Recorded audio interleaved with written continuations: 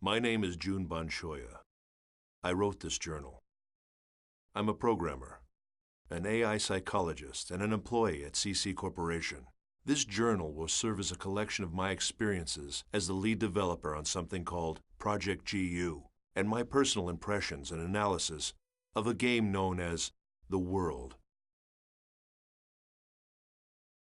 Struck as I was by a bout of guilt, I feel this is the only possible. I wouldn't swear that everything in this journal is 100% accurate.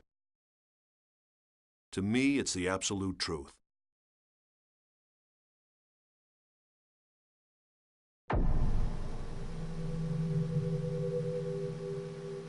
The World is an online game. Players assume the role of a character and enjoy various adventures while chatting with friends. Also by email or through forums,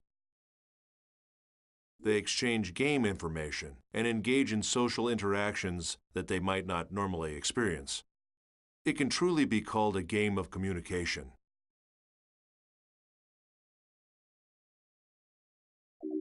As I write this journal, I know there is one event I can't avoid discussing. It's the first thing I want to talk about. The Second Network Crisis. The event is often referred to by its nickname, the Morgana Incident. The information that will follow is based on what I learned while working on GU for the CC Corporation. It's a reconstruction of what happened from my personal point of view, supplemented with logs. Logs I stole off the network. I'm going back now to the year 2010. I'll begin this journal with the story of a boy, a young gamer who had just logged onto the world for the first time. His character's name was Kite, and at the time he was only 14 years old.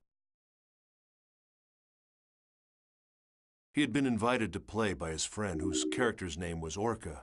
This was his first adventure.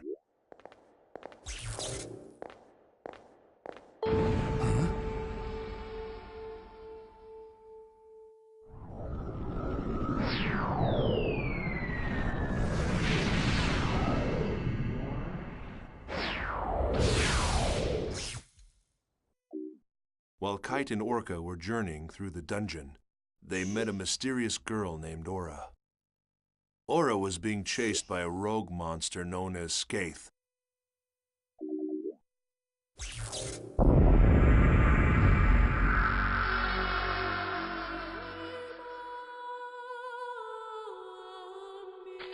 Or was the rumor true? Take this. Huh? Please take this. There's no time. Please. What's this? A great force. The power it holds can bring forth either salvation or destruction at the whim of the user. After entrusting them with the Book of Twilight, the mysterious girl disappeared. Soon after, Orca was killed when Skaith attacked him with an unauthorized and illegal power, and the character was lost. As a result, the gamer who was playing as Orca fell into a coma.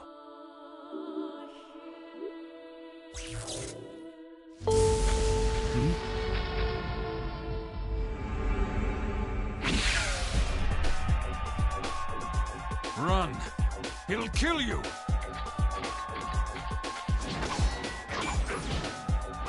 What the hell? What is this? There's something wrong. Nothing works!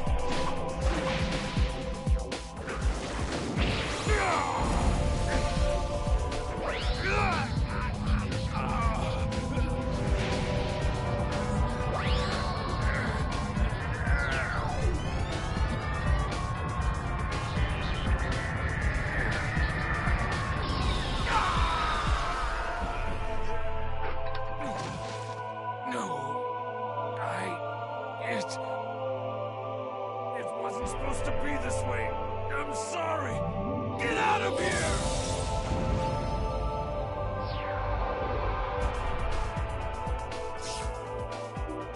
I know it sounds like some cheap sci-fi movie, but the player actually fell into a coma because of this online game. As involved as I was in Project GU, I understood how something like this could happen. This incident, a player being left comatose after playing the world, was not made public. I'm just an engineer, so I don't know all the details, but I can guess what happened. The CC Corporation must have used their political influence to kill the story before it was released. Not long after, I found evidence that at least 6 other gamers had suffered exactly the same fate as that boy. The names of the 6 were Sora, Alf, Carl, Kazu, Orca, and Sig. The first of the lost players had already woken up from her coma. The character name was Tsukasa. At another point, much later, Sora and Sig became intimately involved with Project GU. But for now, let's return to Kite's story.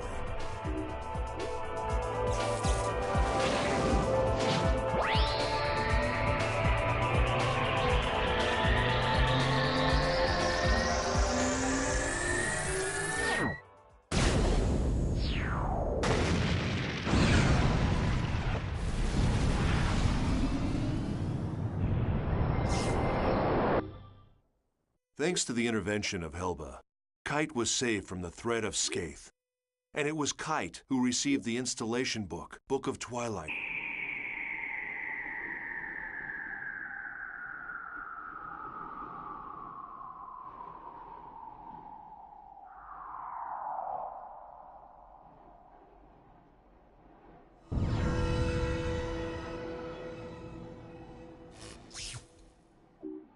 With it, Kite's skills expanded, becoming able to modify the abilities of his character and gain unauthorized powers.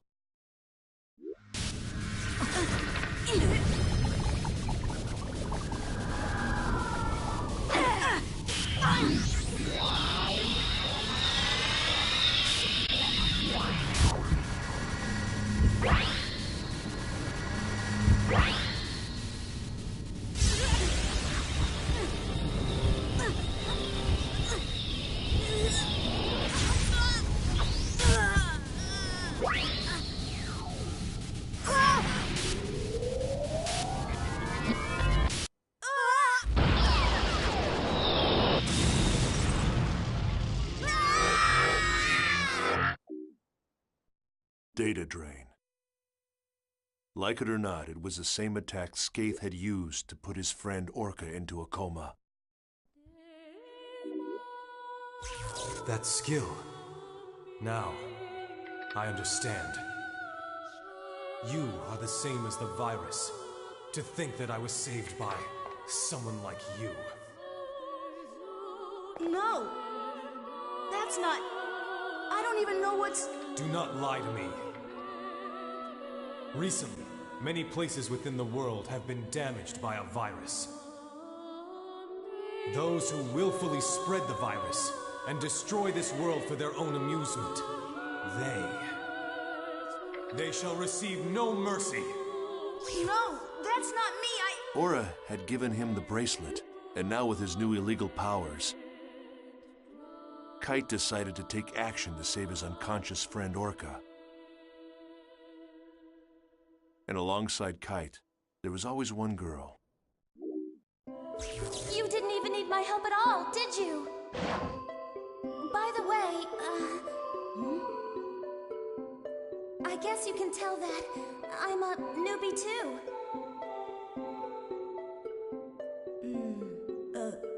Yeah. It must be pretty obvious by the way I acted back there. That's hardly the way to talk to someone who just saved your life. Who, me? I'm not afraid. No way. Well, all right, I am. I'm scared enough for the both of us. My controller is soaked with sweat. So what about you, huh? Her character name was Black Rose.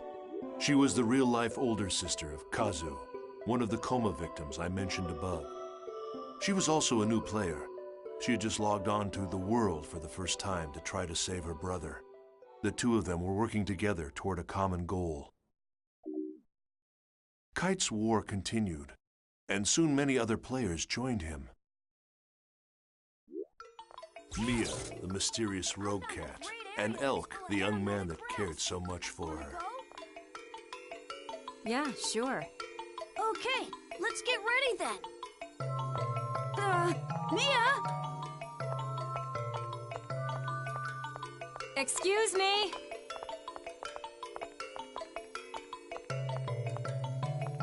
You. Yes, you. That's a unique bracelet. Oh! Can I take a look? Can you see it? Yes, of course. Do you mean to say that you can't see this nice bracelet? Even if you can't see it, as long as you know it's there, it's the same thing as seeing it, right? Bracelet? Hey, what are you talking about? I can't see any bracelet, Mia. Well, thanks a lot for letting me look at your bracelet. I have a feeling we're going to meet again. Somehow. Well, see you around.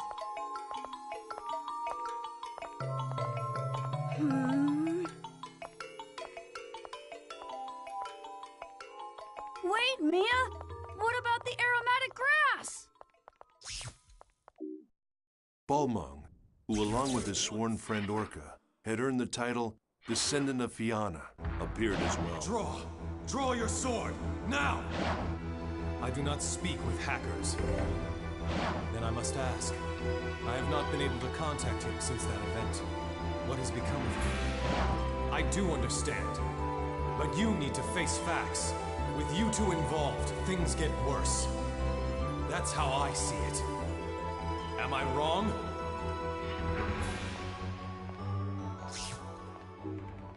And Helba, the legendary super hacker. You don't have time to get depressed. Who are you? A friend, or perhaps a foe. A meddler with a warning.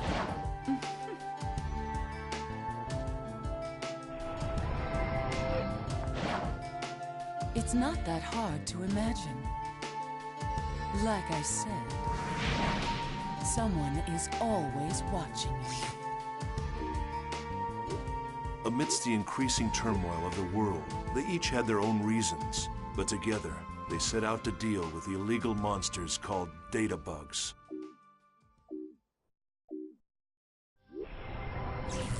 Aura? I see you received the mail I sent you. Yet, however, it's too late. Wait! There's something I have to ask you.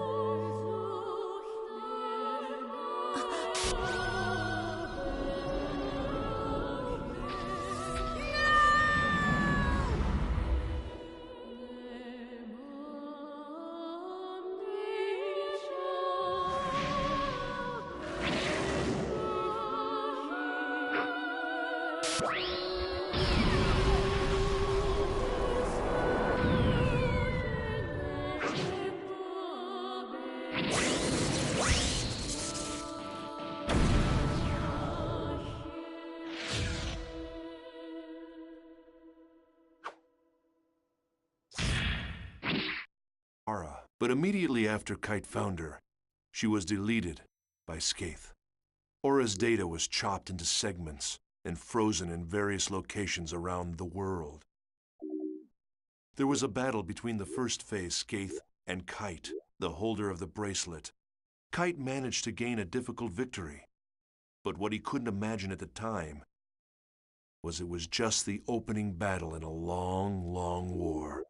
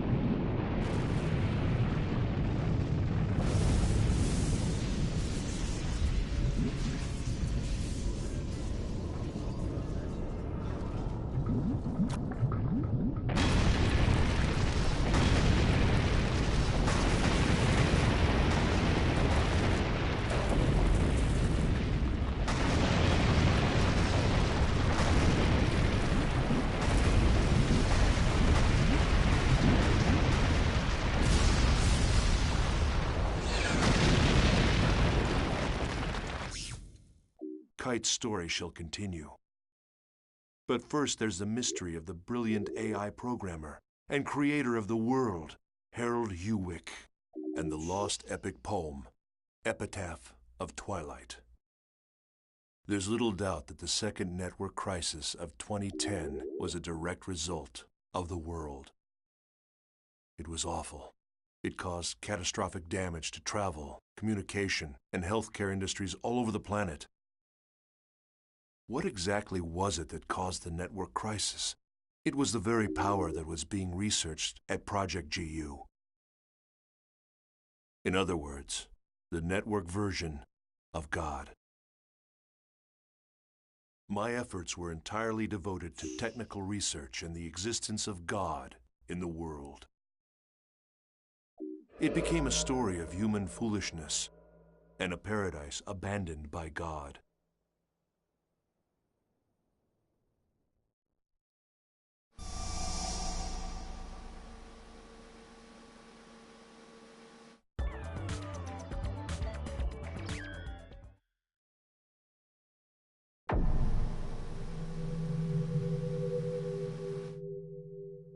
Using the power of the bracelet, Kite defeated Skaith. But instead of rescuing his friend Orca from the coma, Kite's victory actually led to the birth of a new, frightening enemy, Kubia.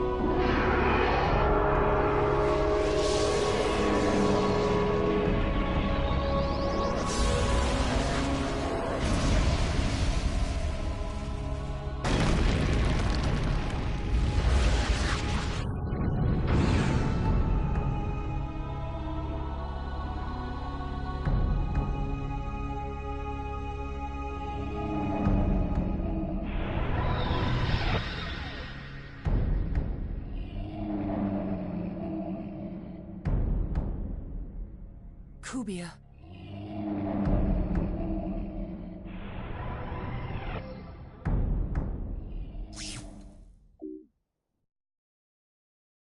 Leos, the system administrator at CC Corp, viewed Kite's behavior as potentially dangerous.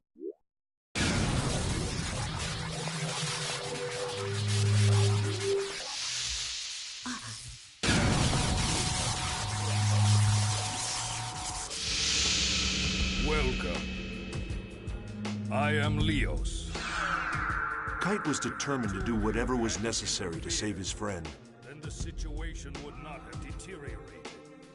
You not only did But to nothing about Balmung, the coma who represented average players, and to these system administrators, the ones who maintain the world, the power of the bracelet was nothing more than a cheat. In other words, an illegal engine mod.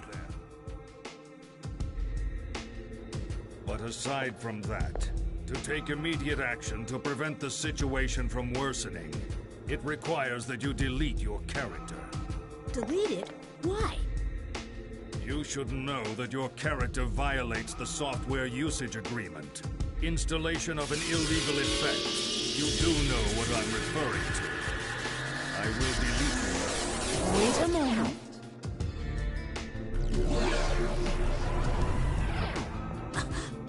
However, Kite's character was protected by powerful defenses. And even the system administrators were unable to cancel his account. Right here and now. No way! I wouldn't do that! I know. Since you aren't stupid. The stupid one is this pig-headed man. You don't even understand how it works, yet you'll delete it before finding that out. Or do you even possess the ability to delete it in the first place? The boy's character data is so well protected, the system administrator can't even crack it. In spite of the fact that you developed a vaccine and disguised it as a rare item. Deleting those you cannot control is something that a pighead would do. Thanks to some help from a hacker named Helba, Kite was able to escape surveillance by Leos. Hold on! Wait, what do you mean that you don't? Intrigued by Kite's powers, Helba told Kite of the relationship between Orca's coma and the Epitaph of Twilight. The Epitaph of Twilight was an epic poem that spread around the internet and inspired the creation of the world. The author, Emma Wieland, was no longer alive, and the poem fragments had been scattered all over. So the true nature of the poem was the subject of much debate among players.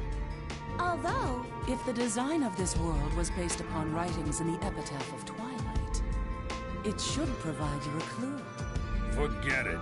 Leo, Yeah, what? the codename given to a system administrator. Were you remotely aware that it's the name of the King of Light that appears in the Epitaph? It is? Following the instruction of Leos, Kite set out to investigate an area infected by a virus.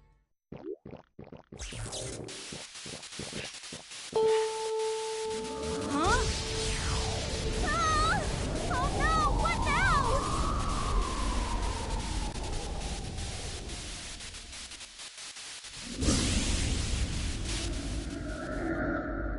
That's it?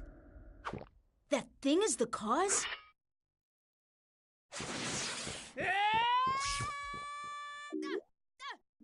That's where he defeated the second phase, Innis.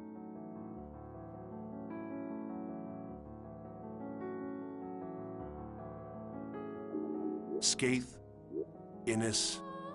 Yes, this was exactly the Morgana factor that we were researching at Project GU. After defeating the second phase, Kite found one of the segments Aura had been divided into and liberated it. Following this, Kite made his way to an area Aura had told him about in an email, where he encountered Kubia.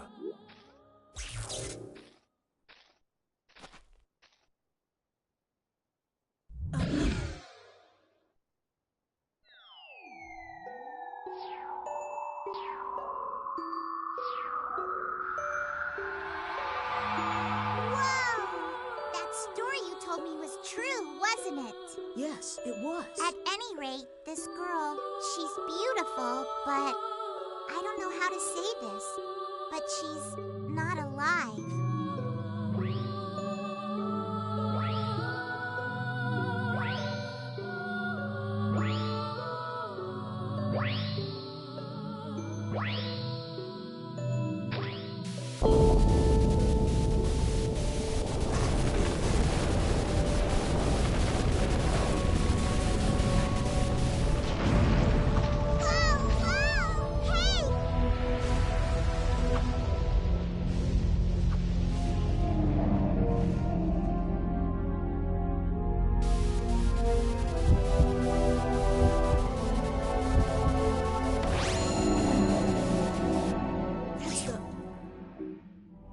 Using the bracelet's power, Kite was able to fight off Kubia for the moment.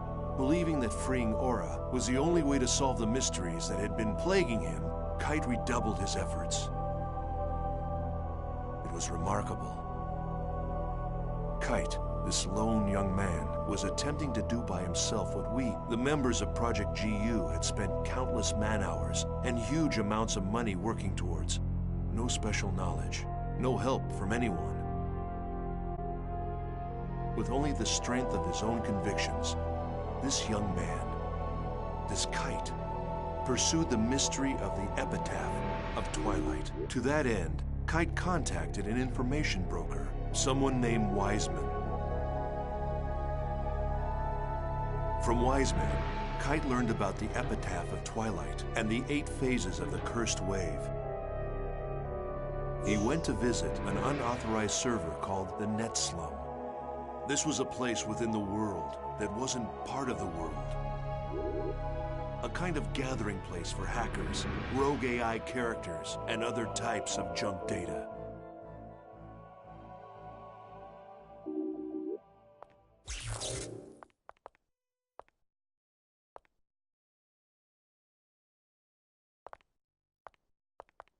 Are you looking for Helba? Huh?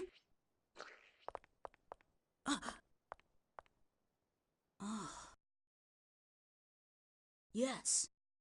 It so happens I briefly heard from her recently, the Epitaph of Twilight. To sum it up in a nutshell, it is a tale. Or to elaborate further, it is a saga that recounts how the Age of the Spirits came to an end. The tale of an end? Indeed. However, the texts are scattered. Even if found, they are extremely difficult to comprehend. Yes, it'll be a very tricky business. Say, there's something that's been bothering me. The people around here, they all look so different from anybody I've seen anywhere else. This place was once where all of the unsuccessful non-player characters drifted, sort of a sanctuary for failures. Then players who considered them amusing came up with their own variations of failed characters. Now the boundaries between player and non-player character is quite indistinct. Some of them simply don't know which category they fall into. There are maybe even those who have lost their bodies on the outside, mere memories, faded reminders of the individuals they once were. Only their character data remains intact and active as they wander the network. Yes, the same fate as Harold.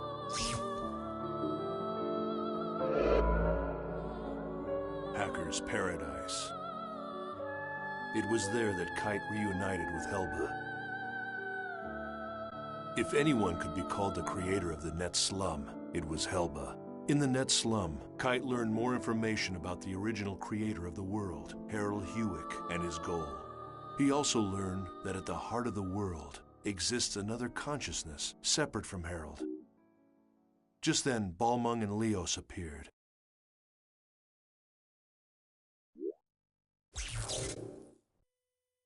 Epitaph of Twilight. Both of you have succeeded in reaching it as well, I see. Oh, look. We have an unusual and unexpected guest. As a representative of Net Slum, I greet you. Welcome to Paradise. Mama.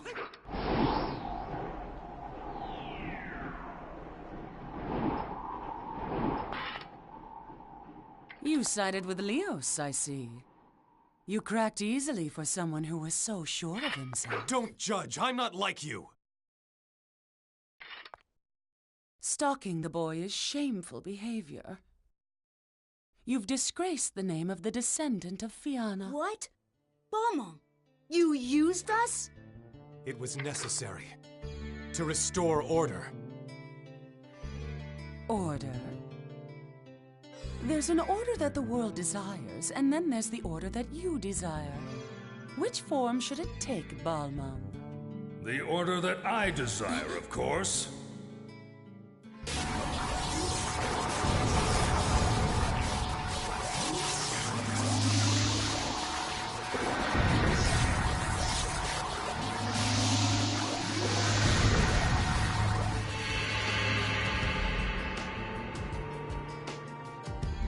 Our featured performer.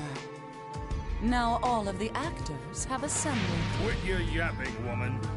You are entities that unquestionably pose a grave threat to this world. I'll delete you all! Oddly, Leos was the name of the King of Light, mentioned in the Epitaph of Twilight. What did you do? And Helba was the name of the Queen I of Darkness. haven't done anything. This is her doing. During Leos and Helba's confrontation, another strange phenomenon occurred, this time in Net Slum. It was the third phase Magus. The situation took a sudden turn. This world itself.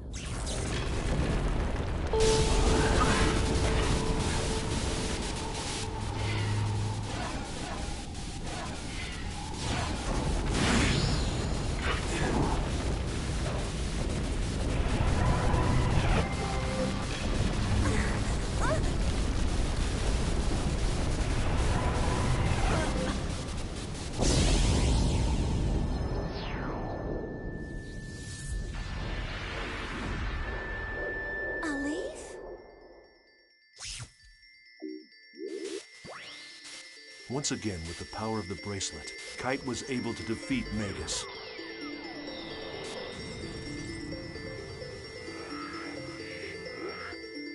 But another problem was awaiting him. The town that had had its data destroyed.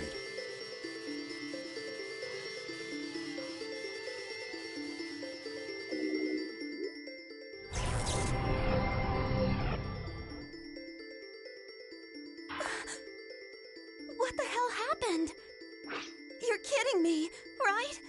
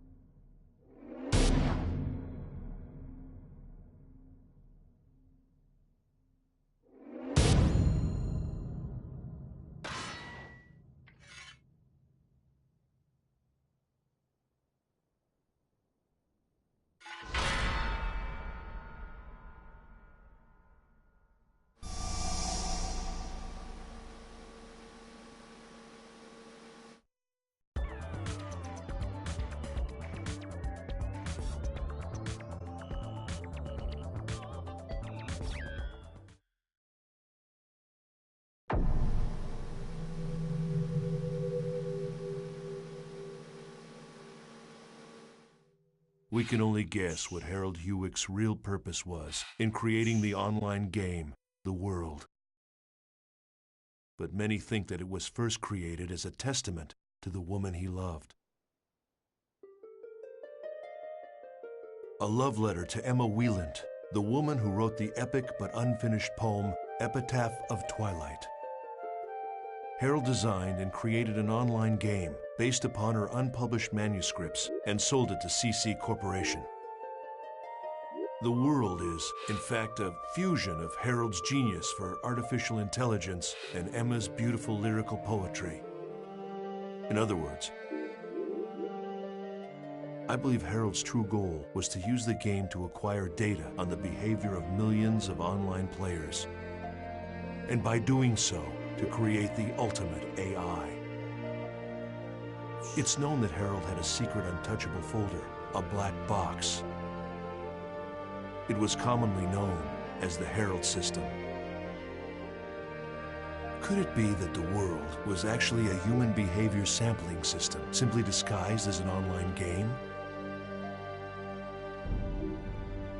If so, it was a bold and ingenious plan. This system, the Morgana system, formed the nucleus of the World. It was to become the birth mother of the ultimate AI, Aura. To Harold, Aura was something special. She was like the child born to himself in Emma Wieland, part human, part machine. The Morgana incident was a result of the Morgana system running out of control. It occurred because the Morgana system had developed self-awareness. She realized that she would become disposable as soon as the ultimate artificial intelligence, Aura, was born. In trying to prevent the birth of Aura, Morgana drove her creator, Harold, insane. She even locked him inside the network. Then came the 8 cursed waves. Morgana's 8 phases took physical forms based on the 8 phases in the epitaph. They appeared to Kite, who had been entrusted with the bracelet from the then incomplete Aura. At that point, the world began to slowly come apart.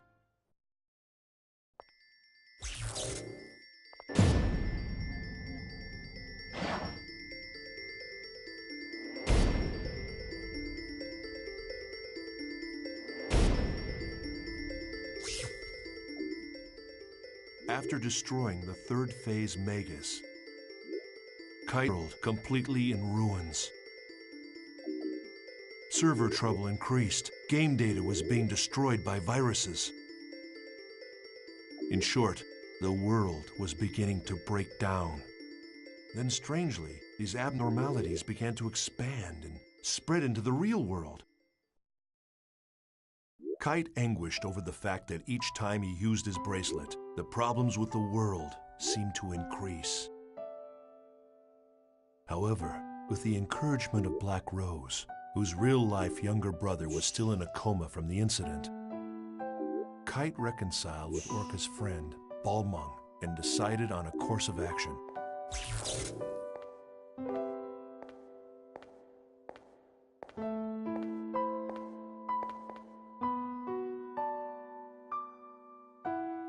Do you want to know something? My brother fell unconscious here. Oh.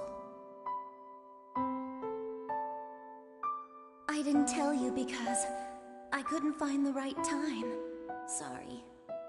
When I first met you, I forced you to come here, right? Yeah. I wanted to see what had happened here with my own eyes, yet I was too frightened to come here by myself. And I still feel that way. I'm very, very scared.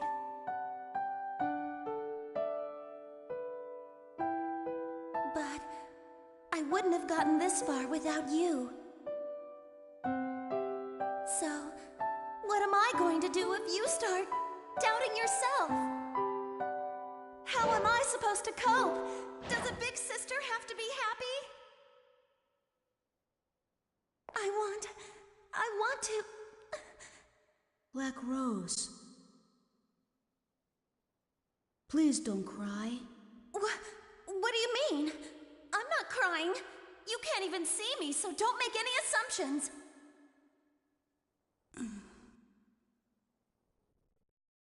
There you go. How typical. You always clam up when you should be talking.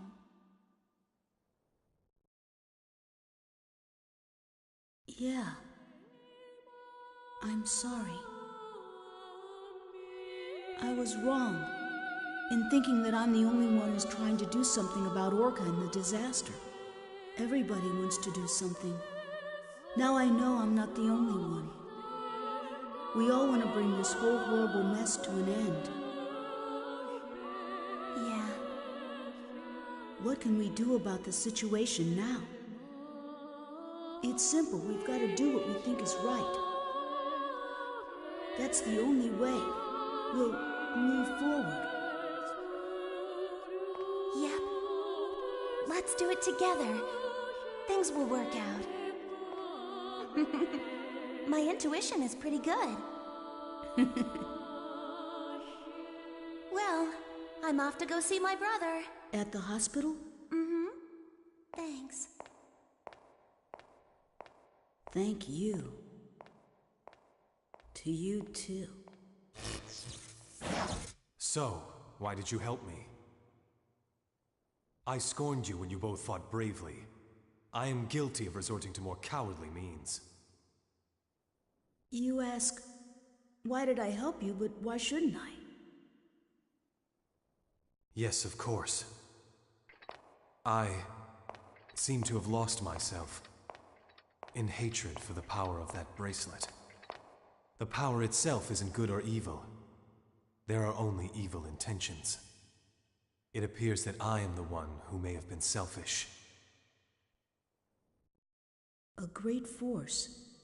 The power it holds can bring forth either salvation or destruction at the whim of the user. What's that? The girl, Aura. That's what she said when she gave me the bracelet. I see. You are indeed the one who should wear the bracelet. I'm sorry for what I've said and done. I apologize. Balmung. I want to restore this world, and like you, I want to help Orca as well. However, it's not something I can accomplish alone. Perhaps you could lend me a hand. I am being selfish. Go right ahead and laugh. I wouldn't laugh because I happen to have a request too. Care to hear it? I want two things. To help Orca, and to play in the world that's not corrupted. But it's really not something I can accomplish alone. Could you lend me a hand? Of course.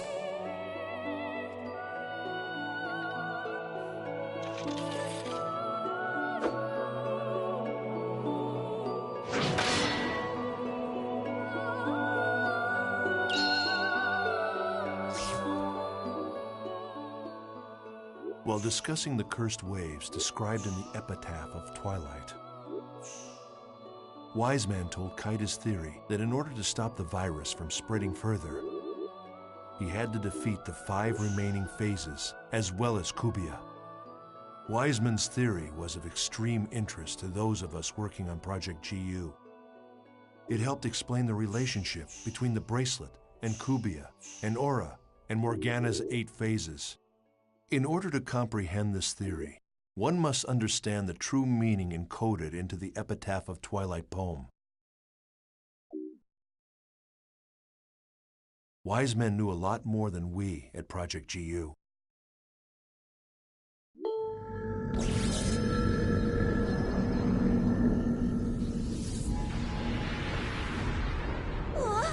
What the hell? It's a mask this time! Launching program. Audio and visual communication from this end will now cease functioning. White noise on the screen will signal the start of battle. Good luck. Ready!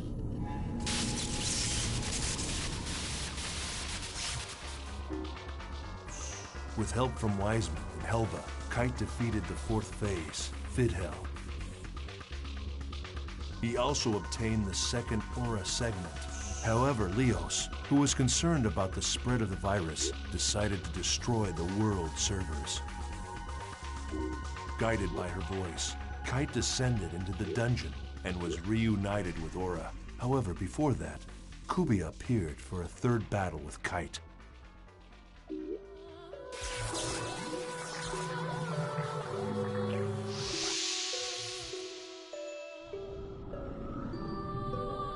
Damaged data?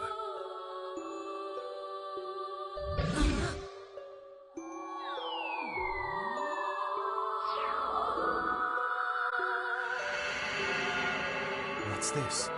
I think she wants to say something.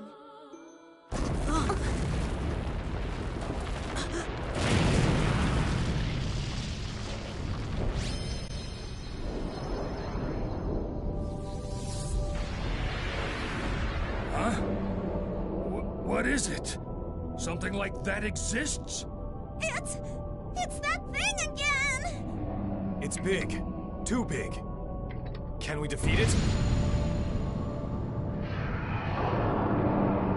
It's growing. As if responding to the call of the bracelet, Kubia's strength grew enormous. Kite must have felt terrible, having upset the very balance of the world. Or perhaps his mental state was like mine. Perhaps like me, he decided to try and act heroically, using the power at his command to set the world back on the correct path. After a long and difficult 2nd battle, Kite defeated Kubia and made peace between the hacker Helba and the admin Leos. When we learned that, for this battle anyway, we were on the same side as a detested hacker. My teammates and I couldn't hide our surprise. Just as the Epitaph of Twilight foretold, the King of Light and the Queen of the Dark were to fight on the same side. And that was how, through the Morgana incident, we were able to achieve the single most important factor in our research at Project GU, the liberation of Sora, one of the 6 coma victims.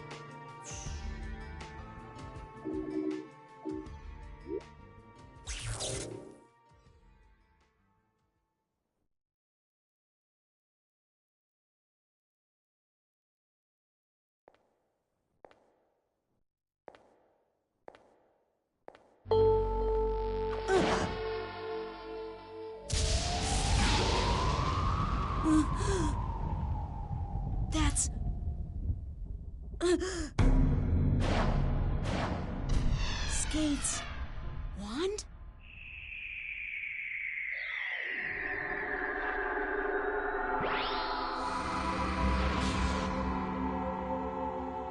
Huh?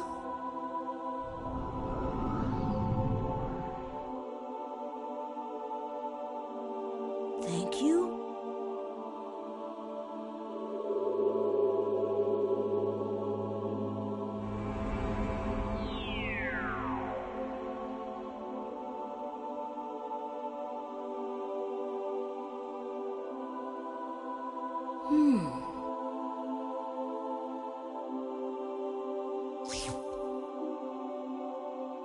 Skaith had done it. Skaith, one of the 8 phases, had merged with the spirit of the player who played as Sora. The player Sora had been imprisoned inside the network, within Skaith's staff. Sora was a rare and unique sample case. Government pressure, CC Corporation's very own cover-up. Even as the damage to the real world continued to grow, Kite and his friends began Operation Breakwater in an attempt to put a stop to the incursion by Morgana's 8 phases. The Area Sigma, chatting snaring twins, is now quarantined. Communication will be offline. Ready!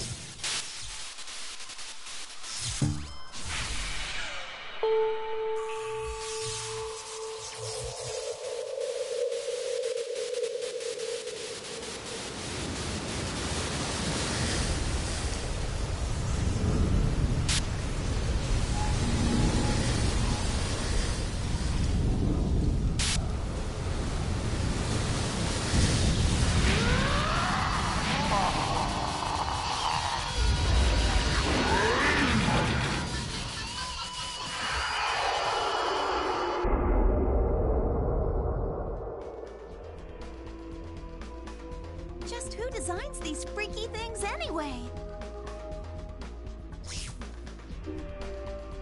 After defeating the 5th phase Gore, Kite received a transmission from Helba.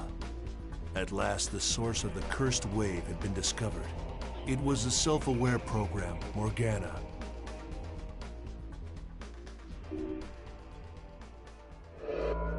Guilty Universe. Harold Hewick's world of corrupted love and dreams.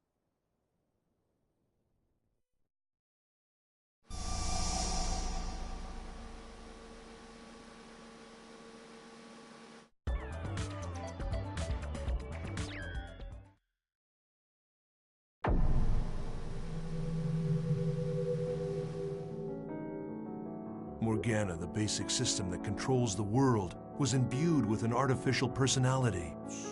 Her creator, Harold, had bestowed upon her the role of mother to the ultimate AI, Aura, but she rejected it. Instead, in order to preserve herself, she chose to imprison Harold within the network. And immediately after Aura was born, Morgana decided to delete her. When they learned this, Kite and his friends set out for their final challenge, to resurrect Aura. Oh, it's you. The barriers have been lifted. They're all gone. We can go back and forth freely now. Isn't that wonderful? Tell me, do you happen to know where Elk is? I don't remember. My memory these days is fuzzy. So, who are you?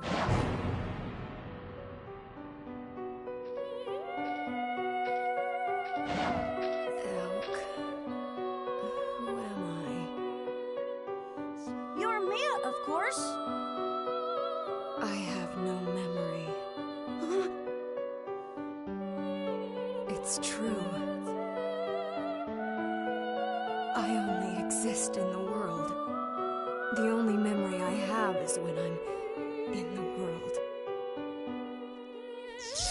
No! Stop it! Mia! I want to stay as me! Careful. actually a wandering AI program. The sixth phase, Maha. Elk. I'm sorry.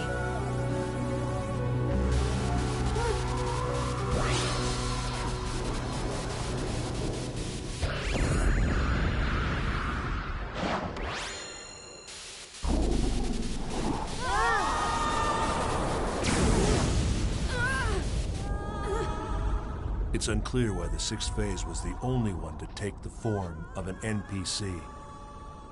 This was yet another important sample case for Project GU to consider. Was it possible to establish a character with the Morgana factor and put the powers of the 8 phases of the Epitaph under a player's control? Mahal, the sixth phase, was destroyed, thus causing Mia to be erased as well. Elk, the Wave Master, had lost an irreplaceable companion. He mourned her deeply.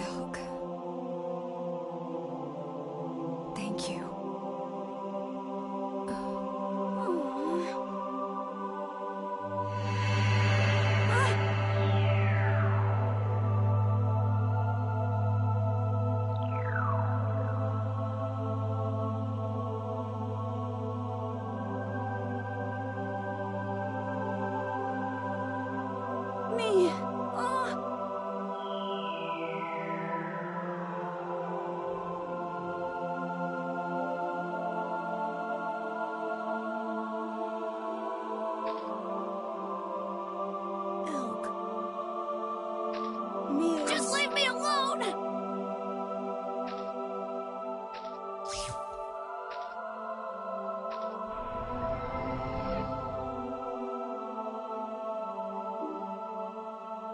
Now their quest had reached a point of no return. After collecting all her segments, Kite received Aura's help and was able to destroy the 7th phase, Tarvos.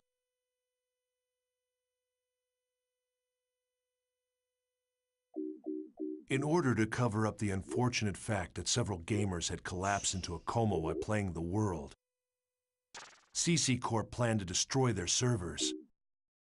So to Kite and the others, their greatest enemy may very well have been the greedy, power-hungry humans in charge of the company. If they succeeded, and the world's servers were destroyed, Kite and his friends would never be able to revive the coma patients. Only 2 enemies remained, Kubia and the 8th and final phase. How would he fight the 2 of them? Pressed by time and grasping desperately for an answer, Kite finally met Harold's pseudo-personality deep in an infected area of a dungeon, as well as the newly free Aura.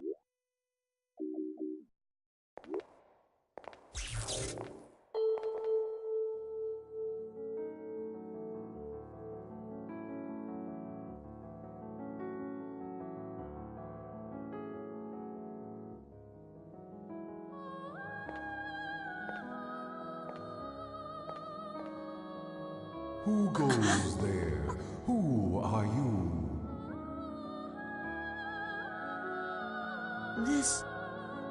This is Harold? My name is Harold. What? Hey, you're nothing but a piece of rock! You're responsible for the cursed wave, aren't you? All right then, fix this thing! No, the passage of time is irreversible. Birth or death?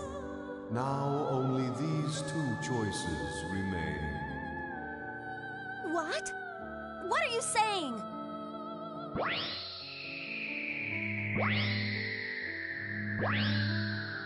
Aura!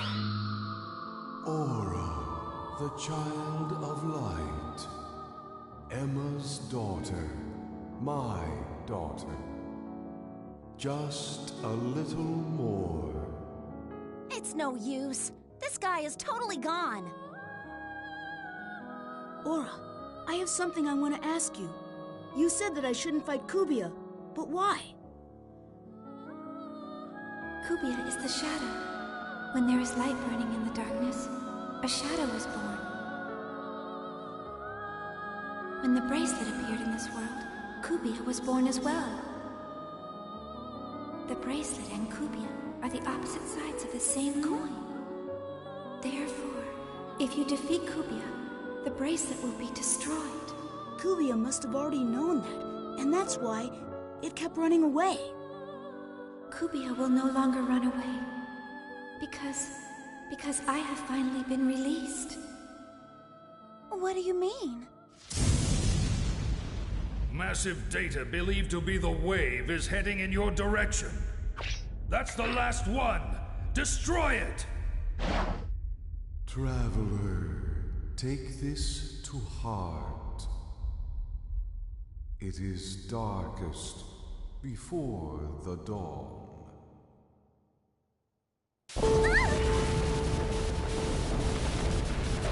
Run away! It is not too late! We'll defeat it and end this! No, it's not. That is...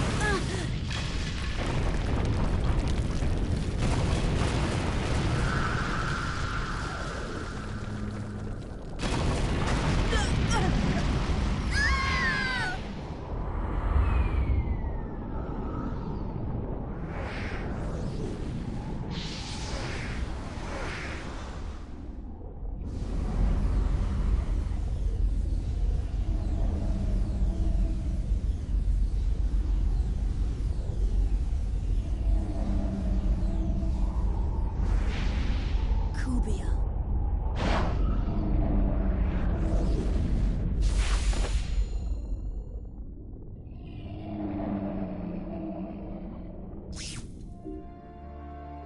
Kite finally found the truth behind the world. Aura was the child Harold had dreamt of having with Emma Wieland. The bracelet and Kubia were two sides of the same entity, and Kubia was the anti-existence of the bracelet. To defeat Kubia, Kite would have to abandon the bracelet. But without the bracelet's power behind him, how could he possibly resist Morgana? Do you think we can really defeat it?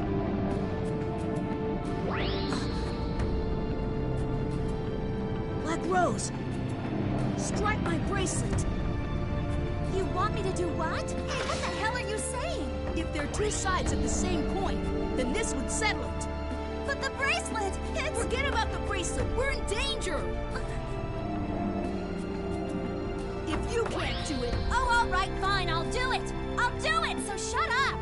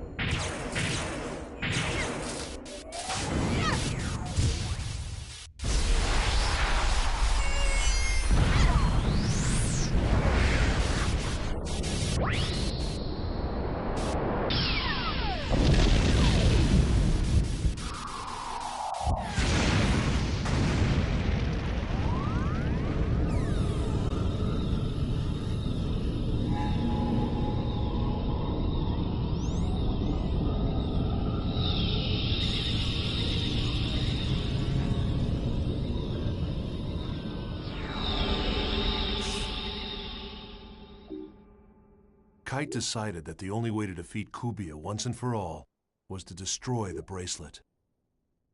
To do so, he was forced to enlist the help of Black Rose.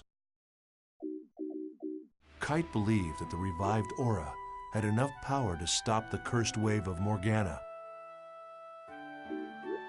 That's what Epitaph of Twilight meant. Twilight refers to a time of day that contains both light and darkness. If the epic poem had in fact been referring to dawn instead of dusk, then that must mean that Aura would bring light to the world.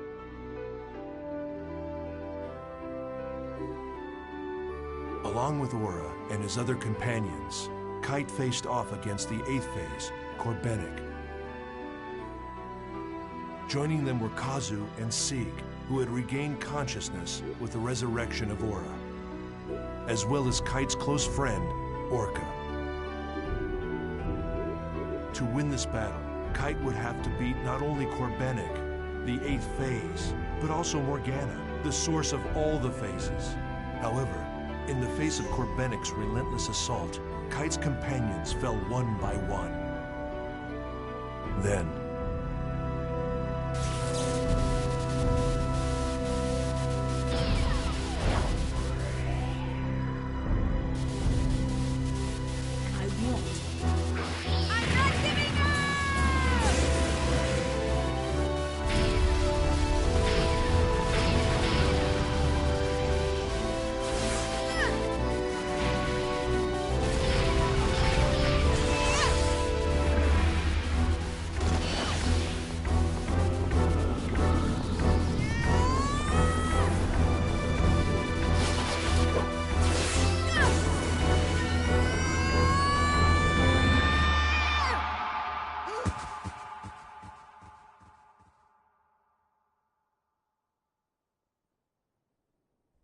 the brutal fight came to an end. Aura sacrificed her own life on the tip of Kite's sword. Self-sacrifice. It was the final act necessary for Aura to awaken as the ultimate AI. It was a bitter irony. Aura had finally become the ultimate AI. She attained a wisdom beyond that of humanity, and in doing so, she formed a new system.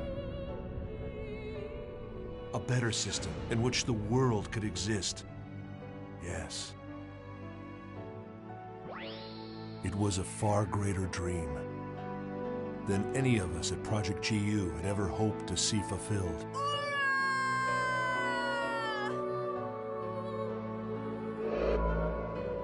Genesis of Ultima. That's what it began to be called on the net. The battle by Kite's dot hackers that led to the birth of the ultimate AI, Aura. But who was a member of dot hackers? And who wasn't? I'm sure that whomever is reading this journal is wise enough to understand the futility in trying to answer that. These people weren't interested in being called heroes or taking credit for saving the world. They did it to save the people they loved, to protect them. It was with their own faith that they fought. Everyone dreams of a hero, but most of us can only catch glimpses of them, buried in the pages of a journal. And so, it was from this point that Project GU truly began.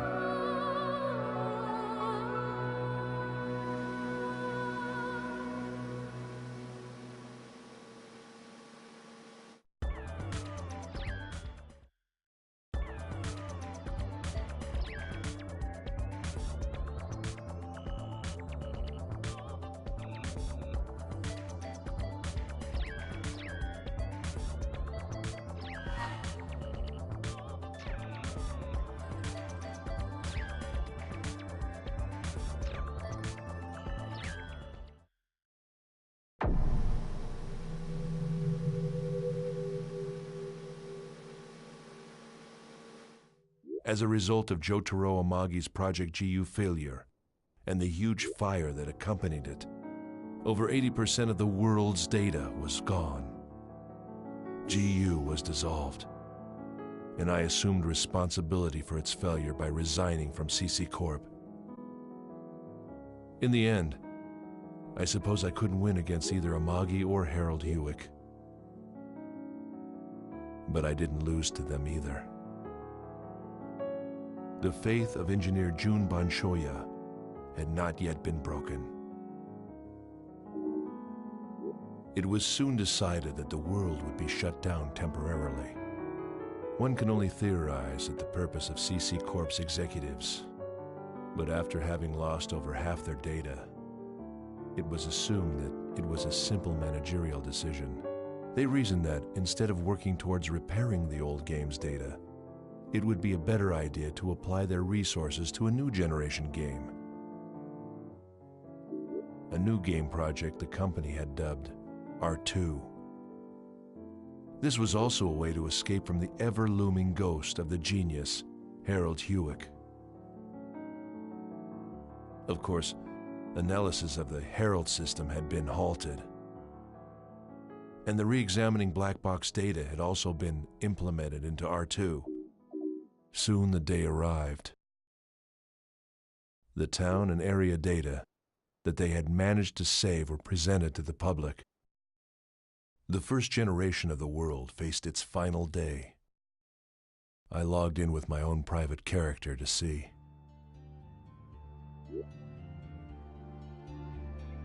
Makanu was serenely quiet. The cityscape that made one think of Venice was beautiful, and the waterways reflected the evening sun. Many had gathered underneath the bridge. It reminded me of a happier time when the voices of hundreds of players echoed on the streets. Like a midsummer night's dream. The next day, this world would be gone. With lingering memories and grieving voices, those who were angry at CC Corporation completely disregarded the presence of system administrators on that final day. The characters that they had grown so attached to would not be carried over to the next version, effectively ending their lives all at once. Even so, they gathered together in the town. Everyone said goodbye to their friends. Some vowed to meet again. Others decided to move on.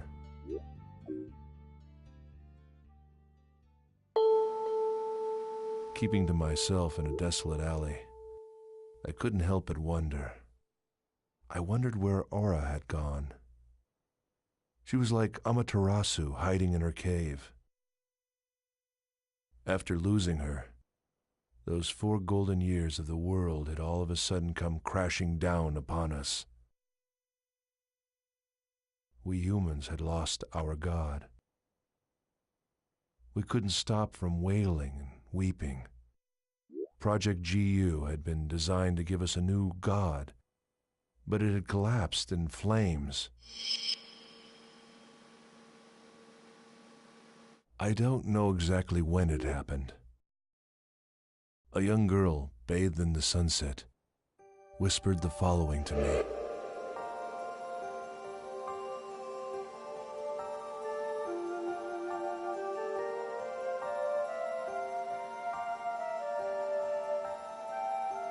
The barefooted girl with saffron-colored hair whispered to me.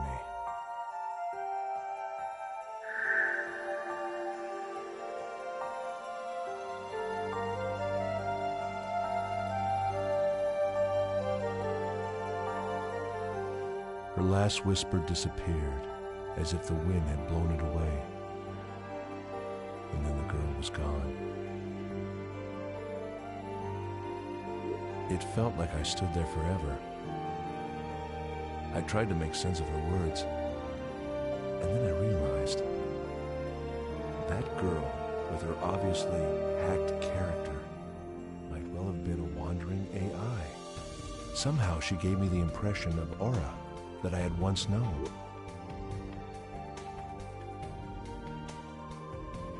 The world will end. It will end. And yet its core will be preserved in the next generation.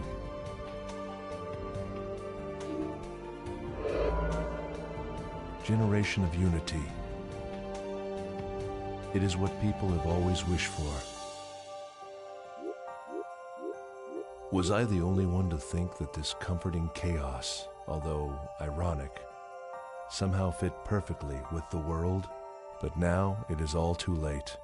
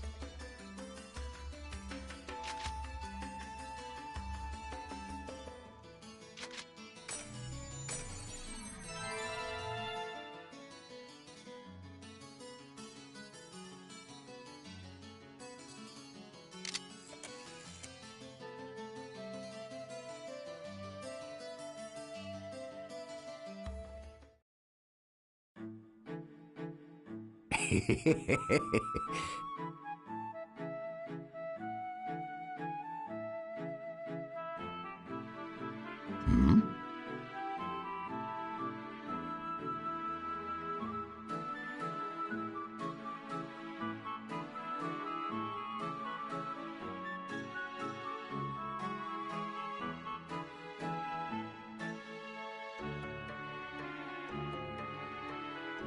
It's pretty difficult to kick the king.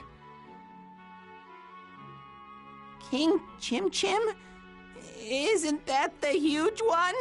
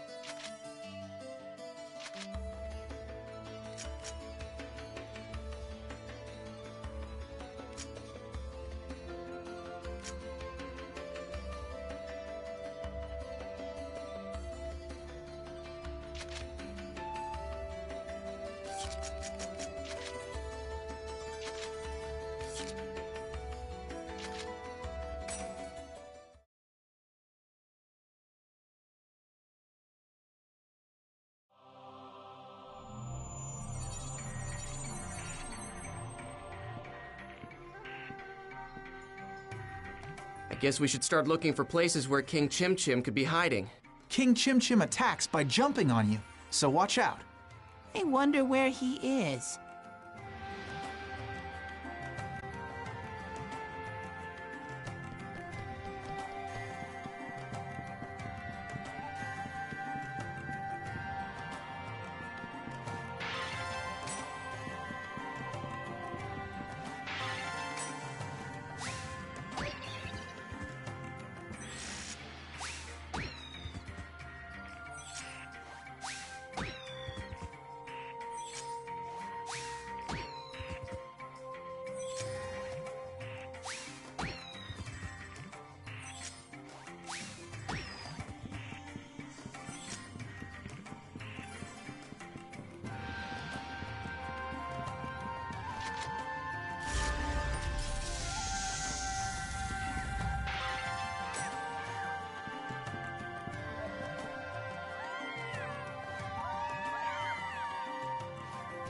I think even I can win! Shadow Flash!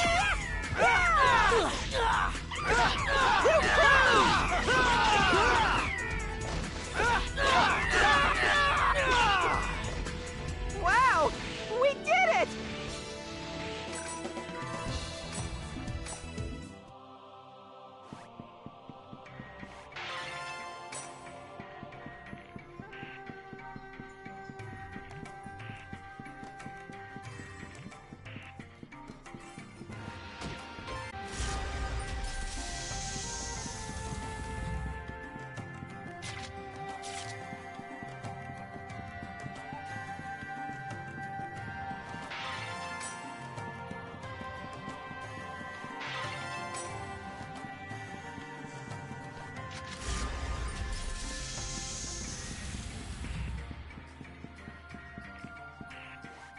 This'll be quick!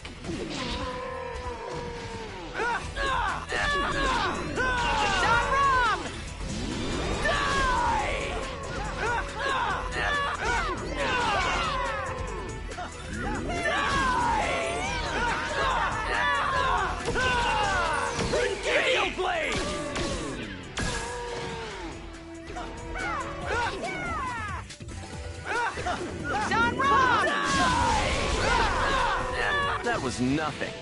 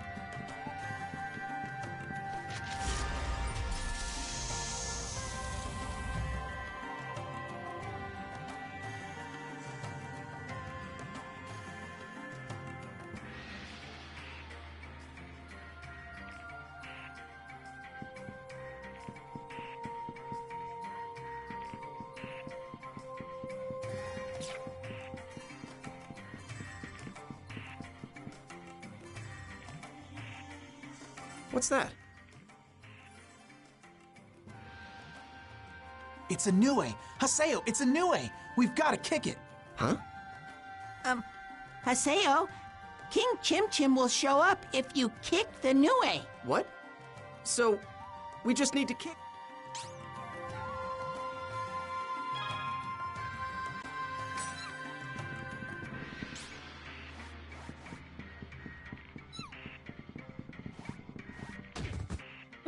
Leave it to me! Come on, King!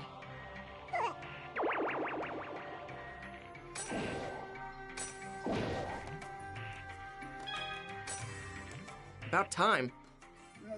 Let's get it over with. Hand that over.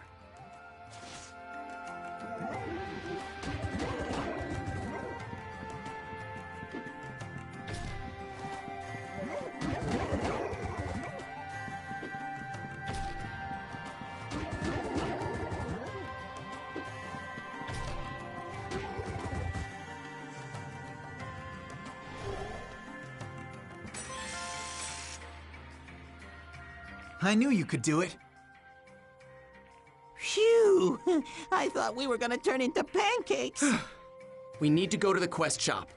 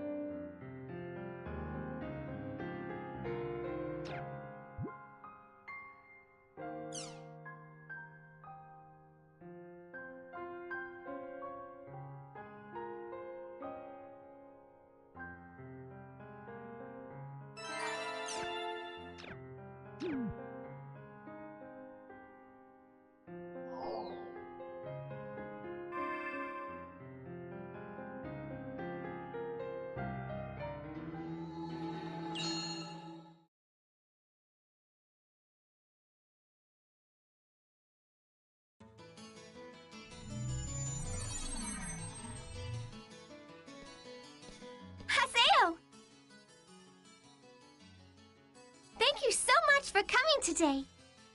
Yeah. So, would you please invite me to your party? The two of us will be heading to Delta Submissive Tragedy's Thousand Oaks.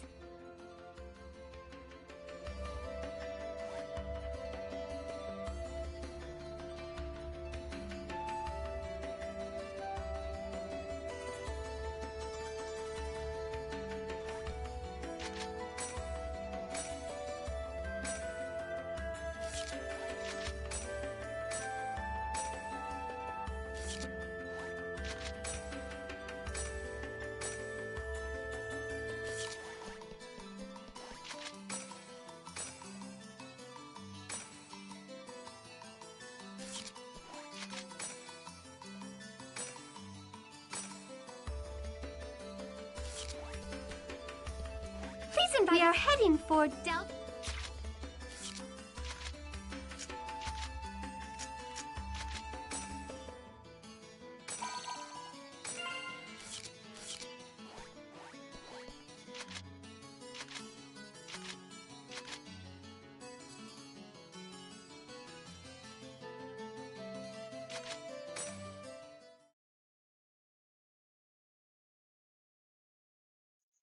Hope I didn't bother you. If you think you're bothering me, don't send me an email in the first place. This is one of my very favorite areas. The moon tonight looks even prettier than usual. Prettier than usual? Yeah, right, come on. I mean, this is just an online game.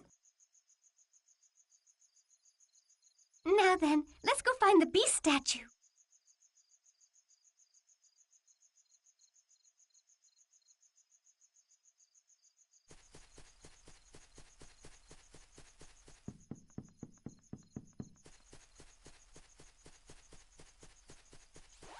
I'm sorry.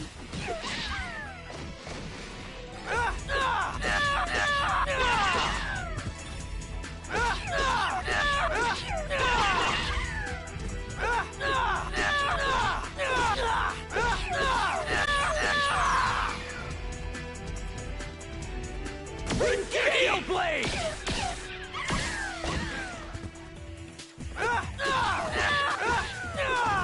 Have you learned your lesson?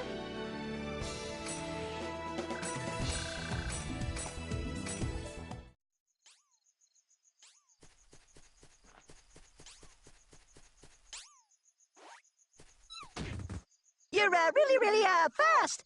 I'll give you this.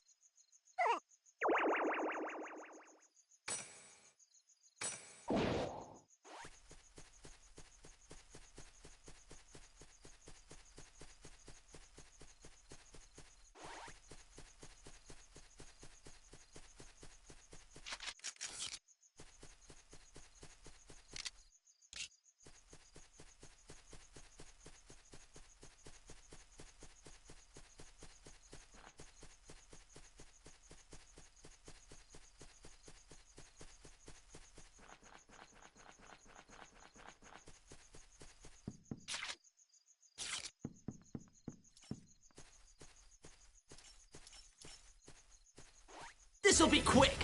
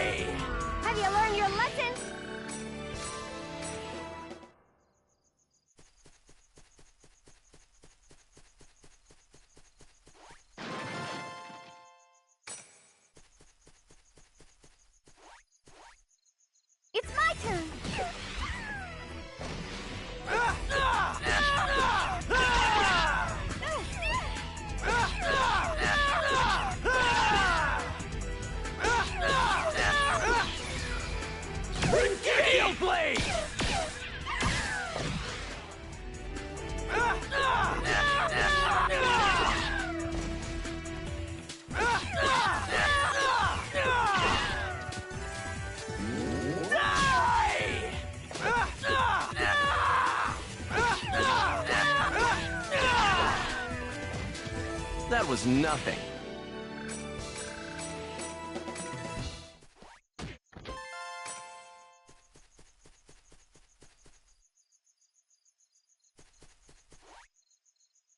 What is this, a robot? Course unknown. Fuel insufficient. Function shut down. Emergency landing. Passing lifeform detected. Begin fuel request. Please inject Chim Spheres.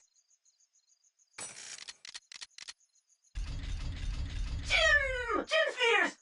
120% resupply.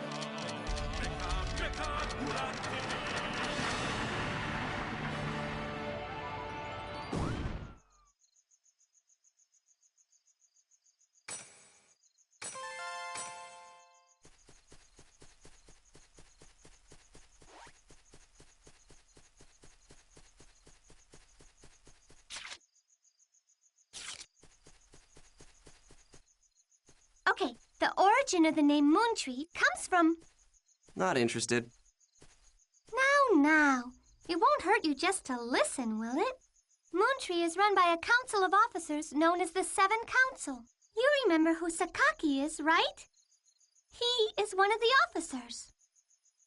Man, I don't have time for this. Hey, Haseo, wait! Please wait!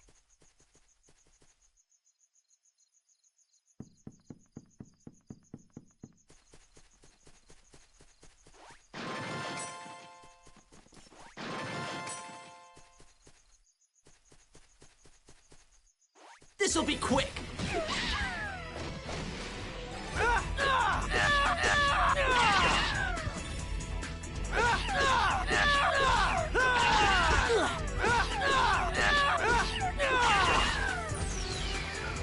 Gale Blade!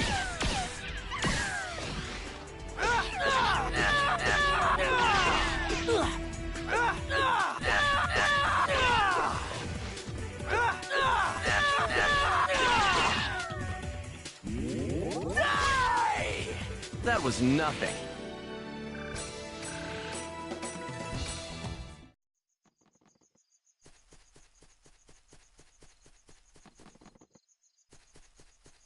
This'll be quick.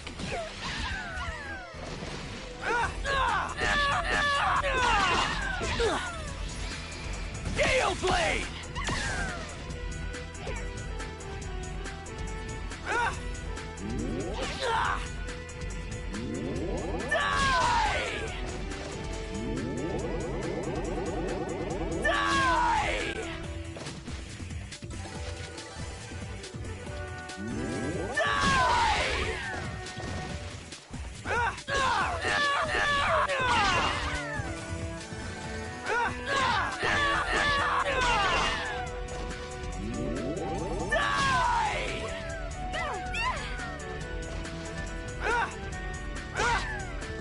Have you learned your lesson?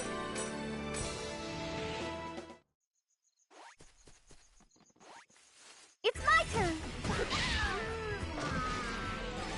Gale Blade!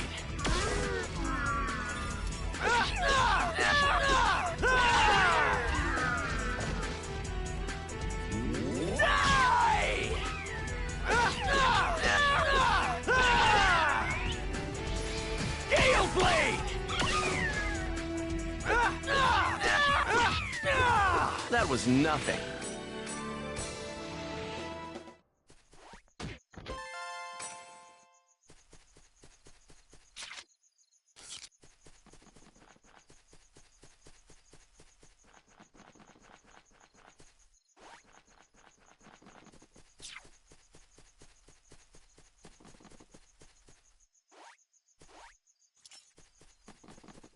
It's my turn.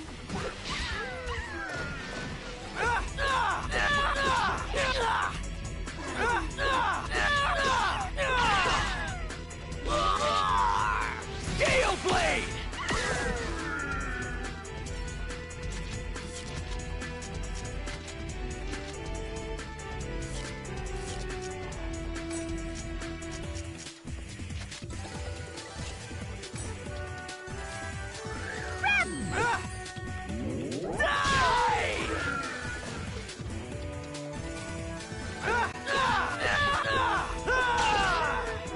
That was nothing.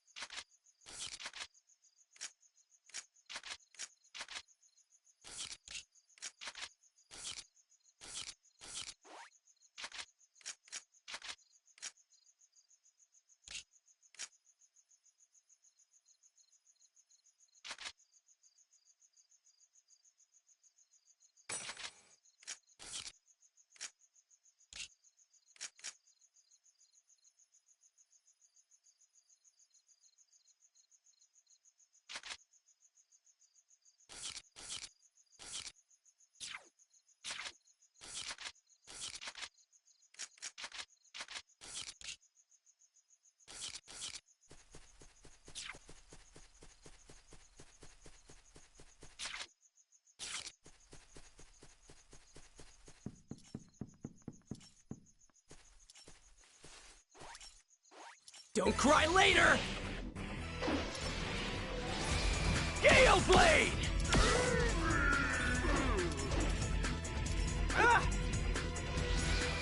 Gale Blade!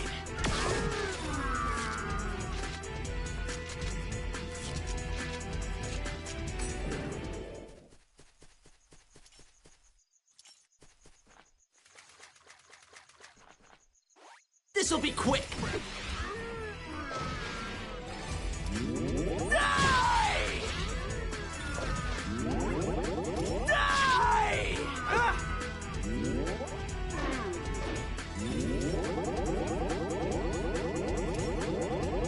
Die! Die! Well, that's that, I guess.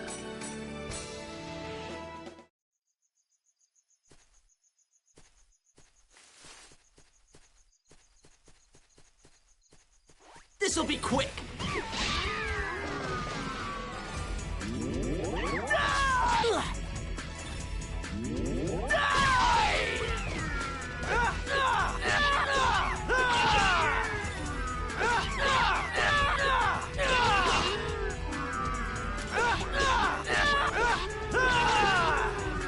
Have you learned your lesson?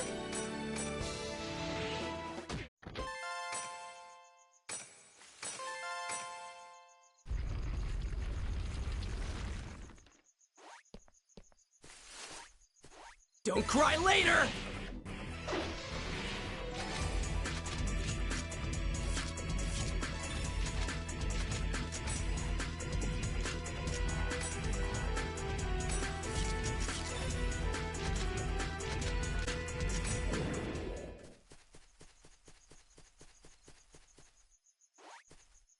It's my turn.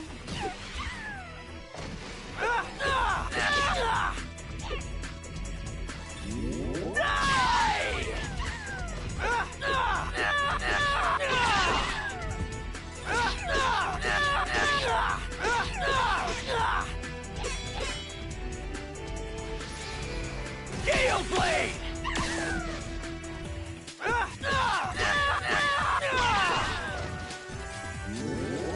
Die! That was nothing.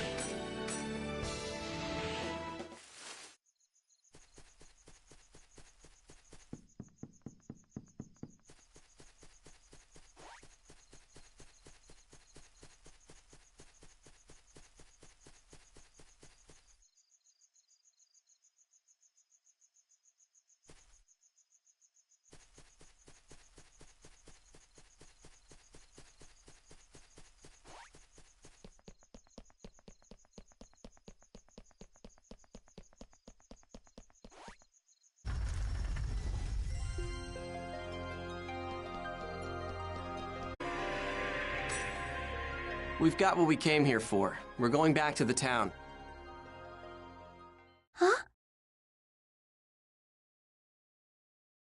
Hey! Haseo? What? I've already heard enough about Moontree Guild. Haseo, do you hear something coming from over there? Nope. That can't be right. See? There is something there. Let's go find out what it is. Huh? Why do I have to go too? Just go check by yourself. Oh, come on. Won't you please come with me? Fine, fine. If it'll shut you up, I'll go with you. Thanks! It's this way.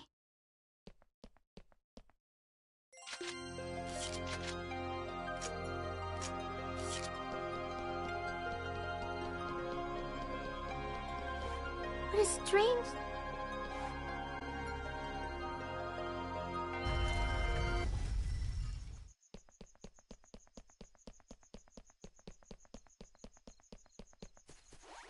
What a strange... What a strange sound. Let's go see what it is, Haseo.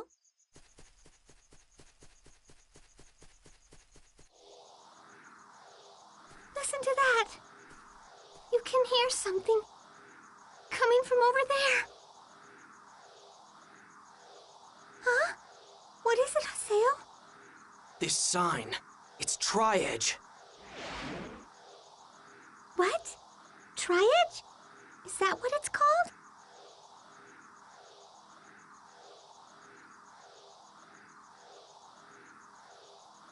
What? Haseo! We're being sucked towards Tri-Edge's sign. Ah!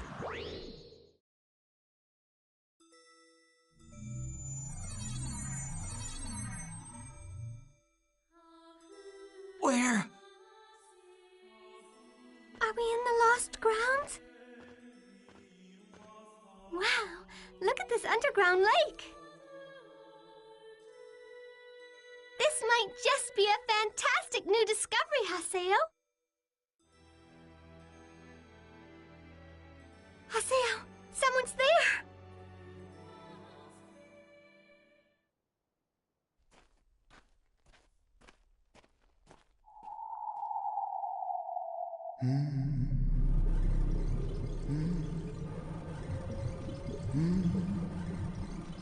What is that? It's so pretty. That sound. It's coming from that person.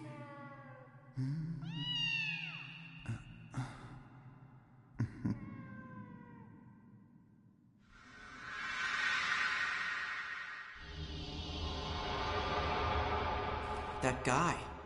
What's up with him? Well, let's go ask him. Wait, please! It's dangerous! Stop!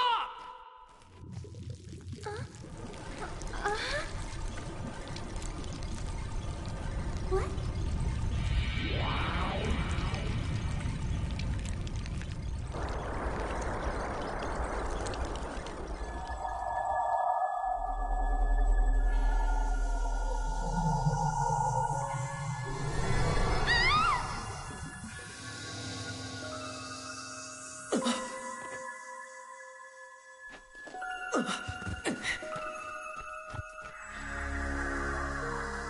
Hey!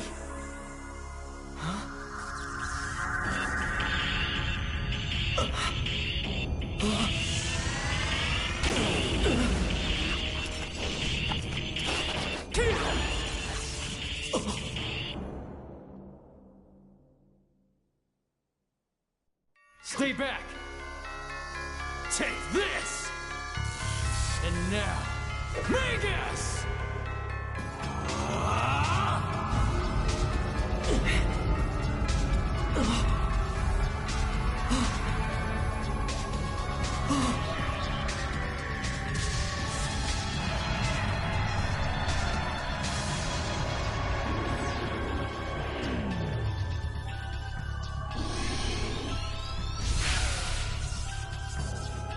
What are these guys?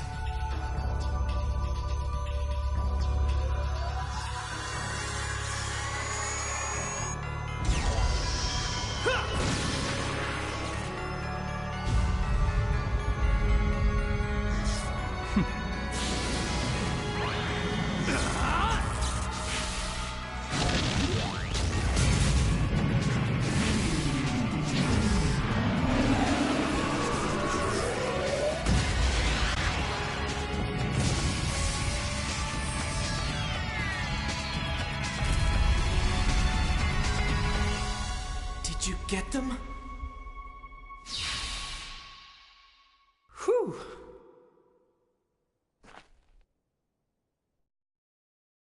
All done. You two okay?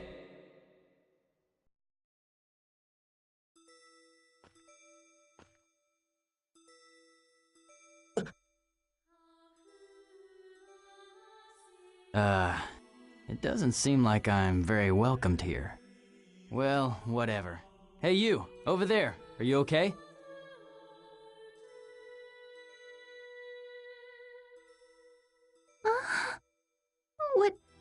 What happened to me? What do you mean, what happened? I think I was attacked by a strange monster. Then I heard a loud sound that startled me, and I don't remember anything after that. What the? Did she faint in real life, too? At any rate, I'm glad I got here in time. Who are you? Who, me? Oh, well, I'm an investigator for CC Corp. One of the system administrators? A game master? Well, something like that. I got a report about a bug in this area, and so I rushed right over. So, that monster was actually a bug? Right. It would probably be best to stay away from here until the data finishes repairing. No. There's no way in hell that was a bug data. How could a player faint from something like that? Not to mention, what was that giant puppet thing that defeated the monster? Puppet? So, you were able to see the Avatar. Avatar? That's right, Mr. Haseo, the Terror of Death. Do CC Corp investigators usually remember a player's nickname? Hardly. I couldn't help but think it was too much of a coincidence to meet up with you here. What? Nothing, just talking to myself. I bet that you would like to know a lot more about avatars. Am I right? Not really. You can use one too. Huh? The fact that you were able to see my avatar means that you and your character have the right attributes. Haseo, your character hides something. There is a dangerous power inside you. Come on. Come over to our headquarters and you'll see. And while you're at it, you might be able to get some info on Tri-Edge. Who told you about that? Like I said, that's just one more reason why you should come.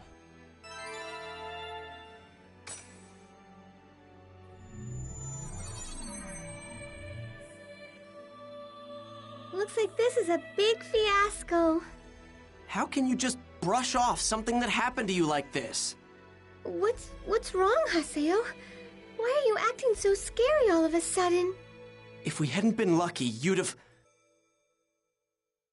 No, it's nothing. Oh, okay. But I caused you a lot of trouble with what happened, right? So you realize it. I'm sorry.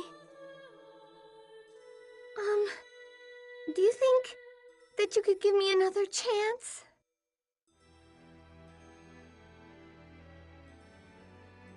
Listen, the next time you invite me, make it somewhere where we can level up.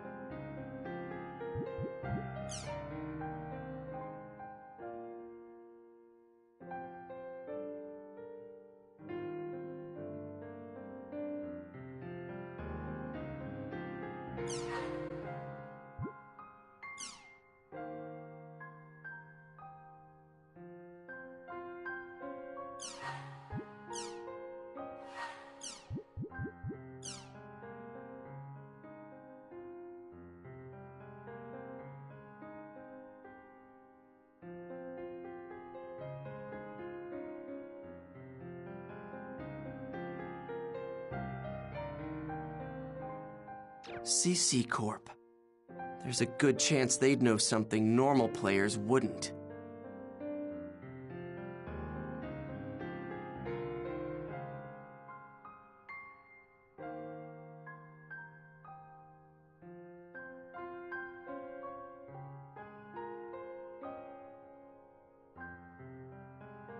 No matter how insignificant it might be, as long as I can get some information on Shino and Tri-Edge, I don't care. Kuhn's waiting for me in the Mercenary District.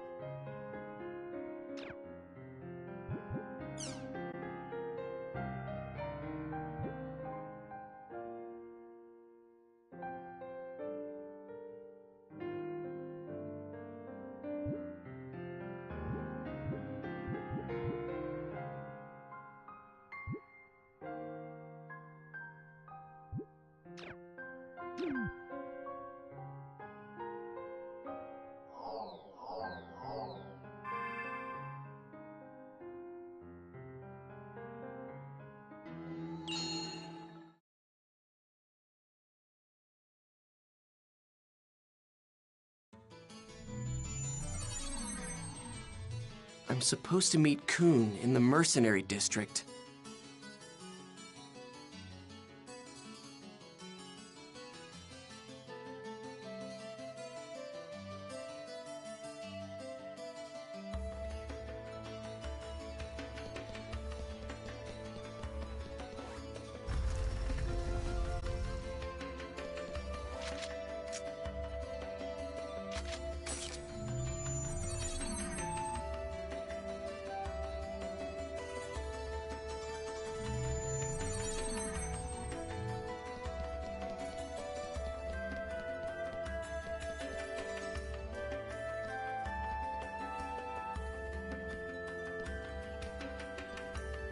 Hey there, Haseo.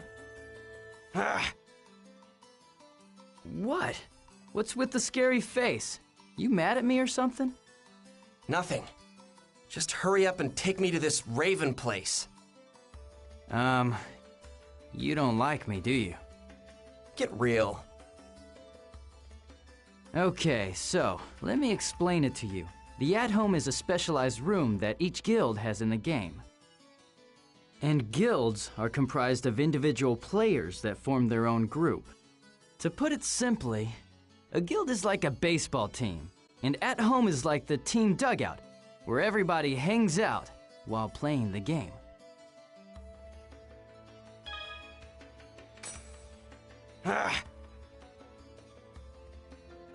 But it doesn't matter to a solo player like me. Let's go. Hold it. Actually, it does matter to you. Listen, buddy. To get into At-Home, you need a pass called a guild key for that guild.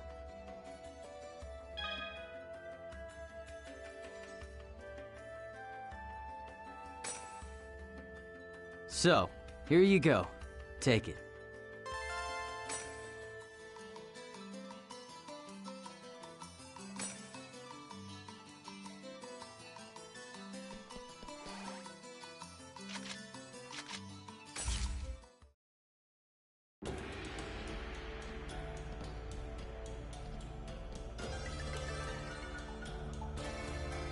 Alrighty, let me officially welcome you to our guild, Raven.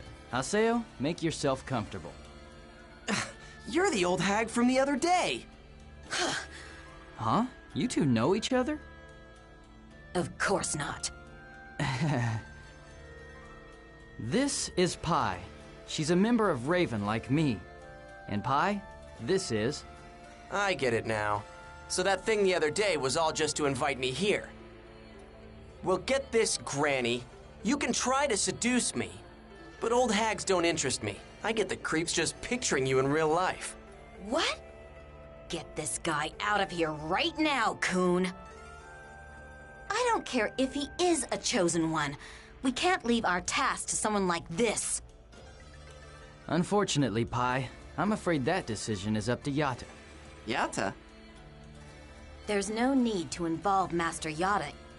What's a Yatta? A person? You be quiet. Kun, I'm sure that you can understand. Yes, he's here. What?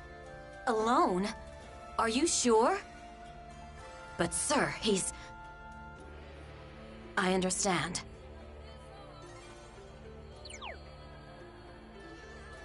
Come with me. Master Yatta will see you now.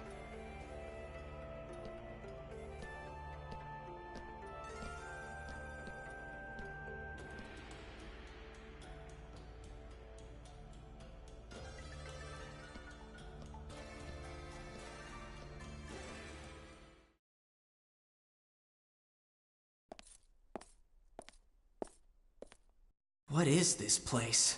It's pretty bleak, that's for sure.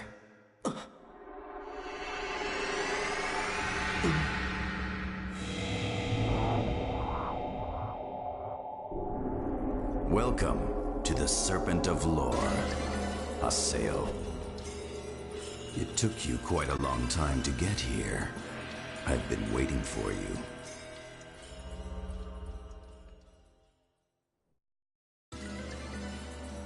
Are you the Yatta that Kun and the Hag were talking about? Nice setup. So, is this an administration-only area? I've heard of them, but I didn't know they actually existed. You sure it's all right to let a regular player like me in here? Won't your boss get mad at you, Mr. Admin? Nice to meet you, though it feels very strange to be saying that to you. I have been watching you for quite some time. Huh?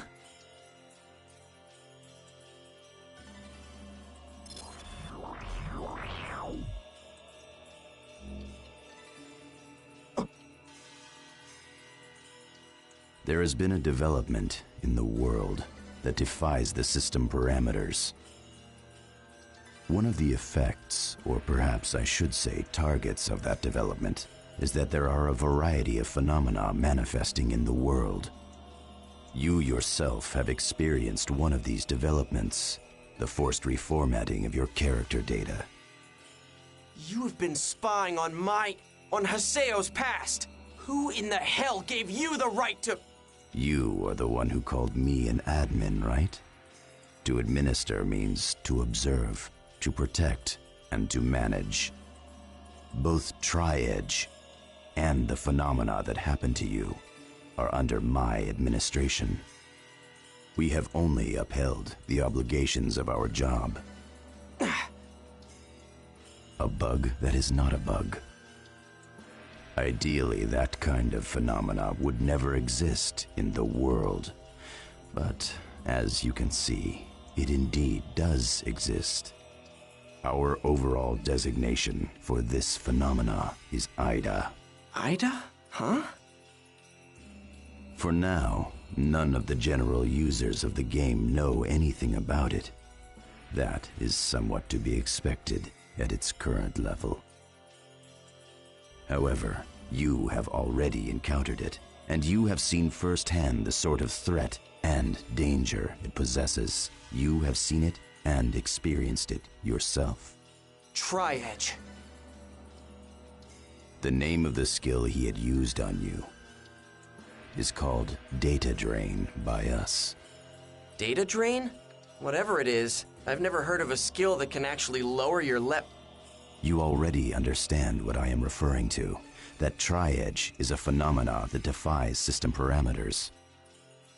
You mean Tri-Edge is Ida? Perhaps. We cannot deny the possibility. Don't give me that! How the hell could an admin not know a single reason for a bug's existence? Investigating a bug that's not a bug is difficult. Likewise, we are also investigating what happened to the character known as Shino, as well as her player. What? So, you guys knew all along that the real-life Shino is in a coma? we would like to try and understand what the connection is between an online PK and a player becoming comatose before this little problem of ours has time to become public knowledge. What are you talking about before it becomes public knowledge? Are you just trying to cover it up for yourselves? It's all your fault that she's gone. I'm afraid that is not true. It is not our fault that she became comatose after the incident. The one that injured her, as well as the one that leveled you down, is Tri-Edge. Isn't that correct? You guys are responsible for letting it happen! Then, are you saying that we should have shut down the game entirely? I do not believe so. After all, the key that is needed to solve the riddle of Ida, Tri-Edge, and the comatose players is right here in this game, the world. We share a common interest. Are you telling me to cooperate with you?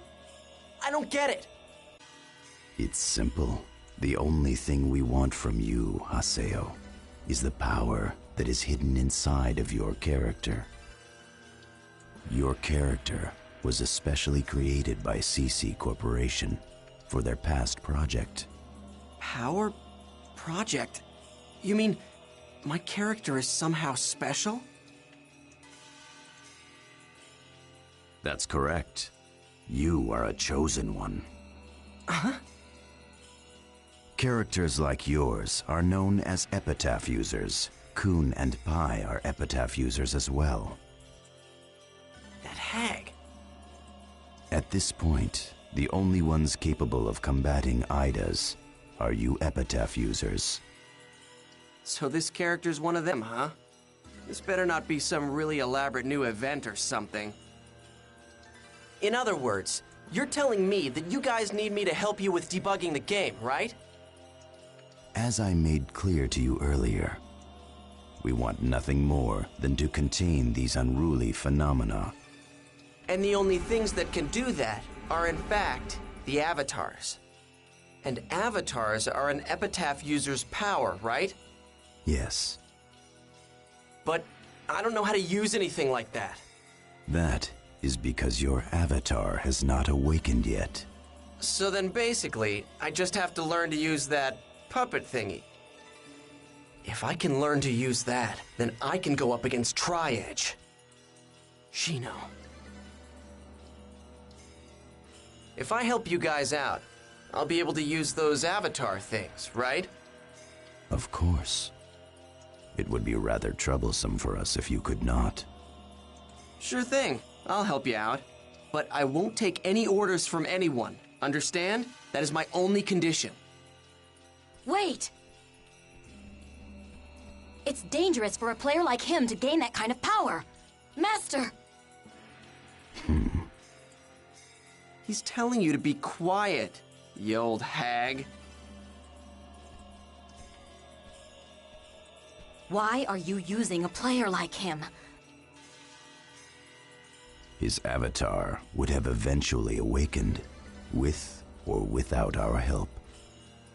You must already know that. As you can see and feel, his epitaph has already started to awaken within him.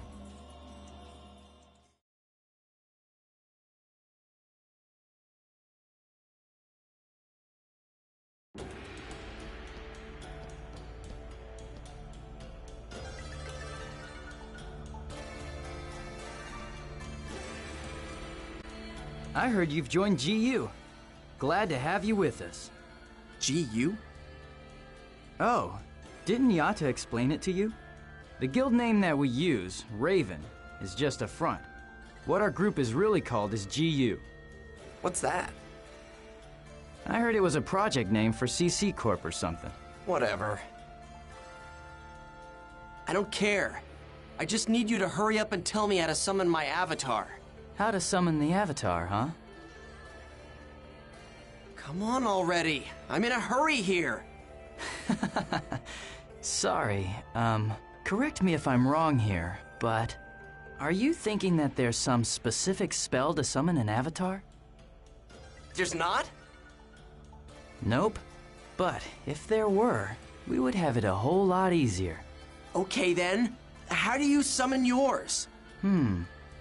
Well, I think it would probably be better just to show you while we're out adventuring. Wouldn't you agree? Then let's go. It doesn't matter what area it is, right? Well, yeah, I suppose that's true.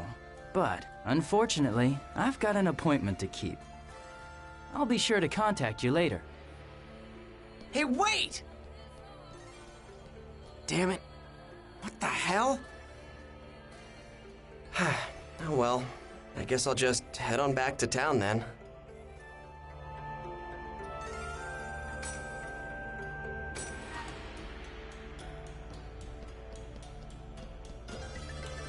Zero!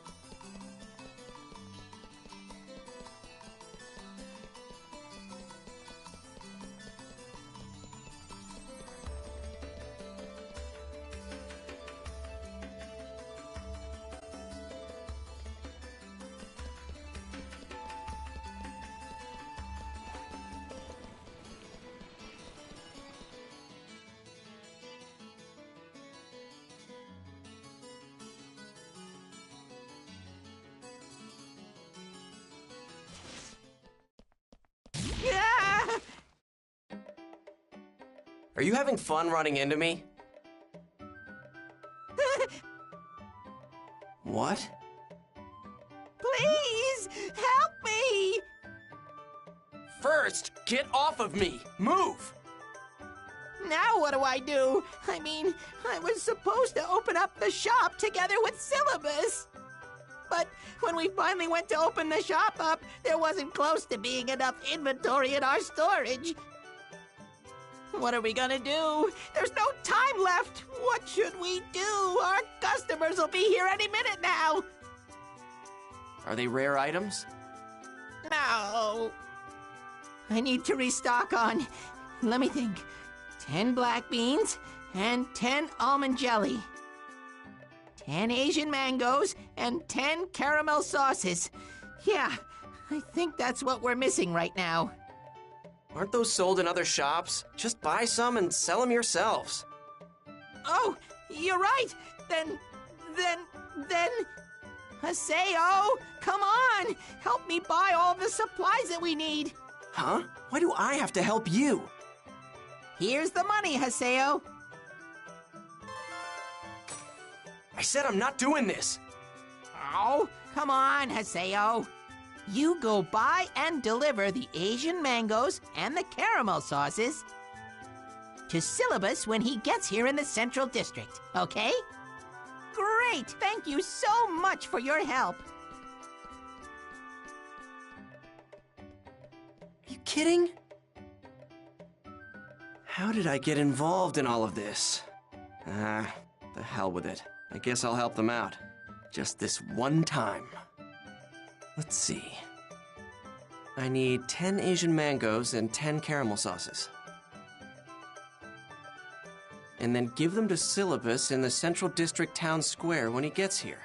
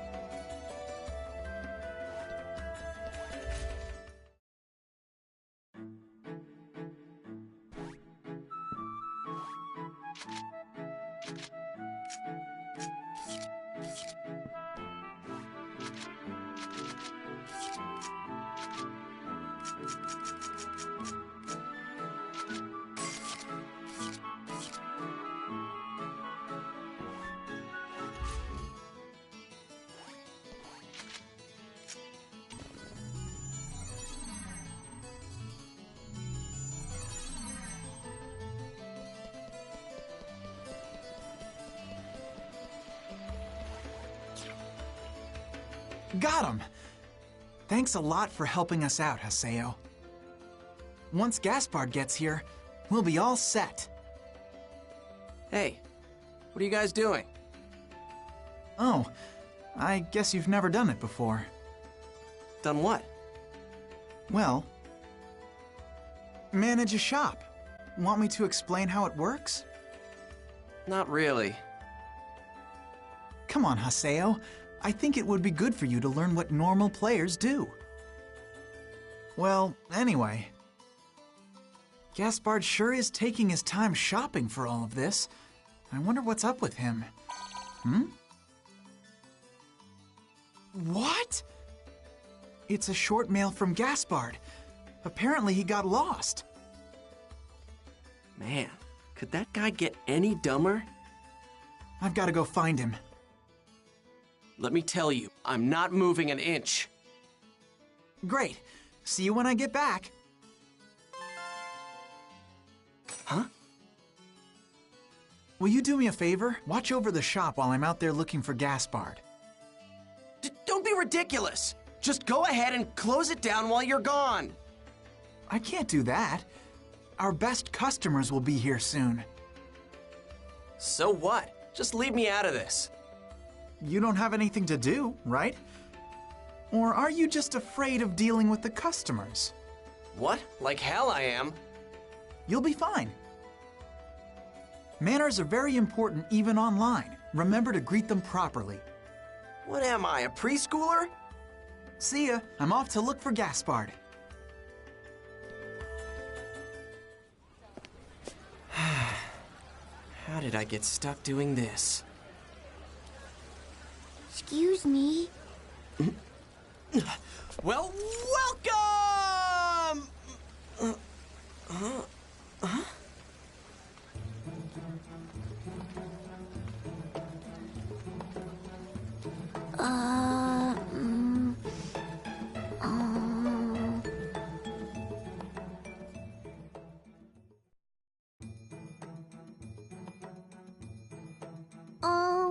Excuse me, mister, but, there's an item I really want. Sure. What is it? It's called a Dusty Miller. Do you think you might have any here? Let's see. It looks like we've got just one. It's 6,000 GP. So? What? Do you want it or not? Oh, yeah, sure. But I don't have enough money for it. You don't? Then I can't sell it to you. I was asked to watch over the shop, you know. I've got to do the job the right way. Oh. If you want something, you'll have to save up for it. I did save, but, it looks like it's all gone now. Your money's gone? Hey, don't you even remember how you spent your own money? No, I don't know. After all, it was Saku's turn up until yesterday. What? Saku's turn? Saku is my big sister, and, well, Saku was the one who was using this character yesterday. So then basically, you and your sister share that character by taking turns playing. Yeah. And you're telling me that your sister used all of the money that you had been saving up to buy it. What a great sister. No, really, it's fine. I was just gonna buy her a birthday present with that money anyway. It's no big deal. Birthday? Yeah, you see, we're twins, so it's actually my birthday as well. Your birthday, huh? Fine. Then I guess I'll give you a discount. Oh, really? Yeah, and give my best to your sister. Okay, thank you so much.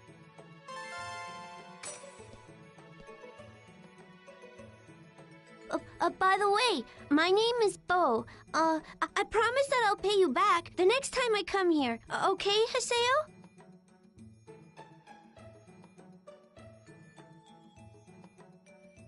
So she's Saku and he's Bo. So Saku and Bo, huh? Hello! Welcome to... It's you.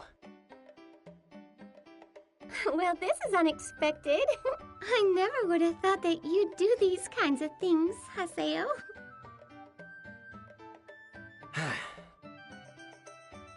But your smile and the greeting that you gave to that boy was perfect and natural.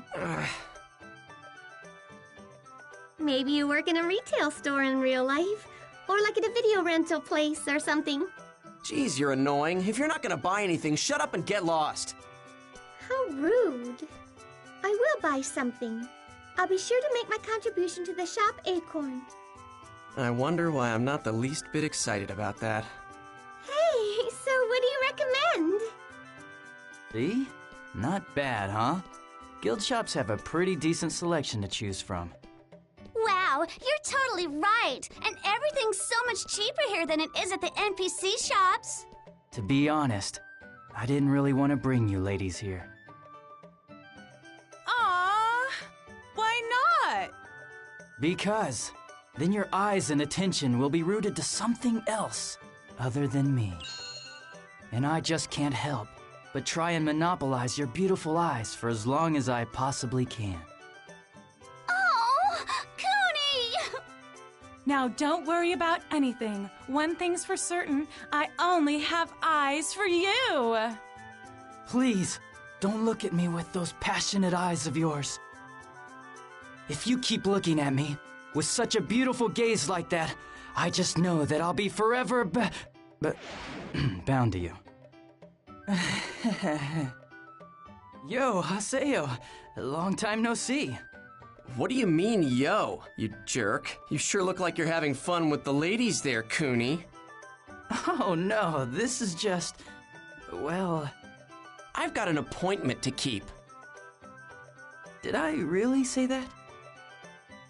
While you were off flirting with all of those women, I have been stuck here in this shop. I've been... Cooney! Hurry up! Let's go play already! It's the Guildmaster! Wow, Coon! You're really popular, aren't you? Yeah. Okay, I'll email you guys and girls later. Okay, see you then. Hey!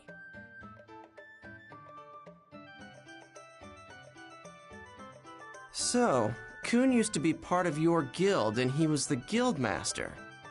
Our guild name, Canard, comes from the stabilizer wings on airplanes. Actually, we chose that guild name because we thought it really represented Coon's dream. To support first-time players of the world and help them relax and enjoy it. When I got lost, it was Coon that helped me. He was the one who rescued me. He taught us lots of ways to enjoy the game. I mean, you know how they say that the beginning to anything is key, right? I'm sure we wouldn't be playing like we are now if we hadn't met Coon when we did. I wonder, if I hadn't been PK'd on my very first encounter, the first day I logged into this game, if I hadn't met Ovan then, and if I hadn't met Shino, if we hadn't come across Tri-Edge, would I be laughing and enjoying this game like these guys are right now? What's wrong, Haseo? Oh, nothing. Of course, now that Coon is gone, there was no one around to organize Canard. So, why did he leave? I'm not really sure why, but he said something about not wanting to get us involved. Mm-hmm. And here I was, thinking that he was kicked out of the guild for flirting too much. Oh, that's Coon's illness. If we worried about it, we'd never be able to keep up. An illness, huh? What? Coon is sick? Well, it's not life-threatening. Nothing you have to worry about. You're still here? Yeah, well, you never told me to leave. Stop standing in my blind spot. Oh, so this is the Terror of Death's blind spot, huh? Now. Anyway, thanks for watching the store, Haseo. Yeah, sure. Business kinda sucked, though. Not at all. Oh, yeah. Do you have any idea what Haseo did while you were gone?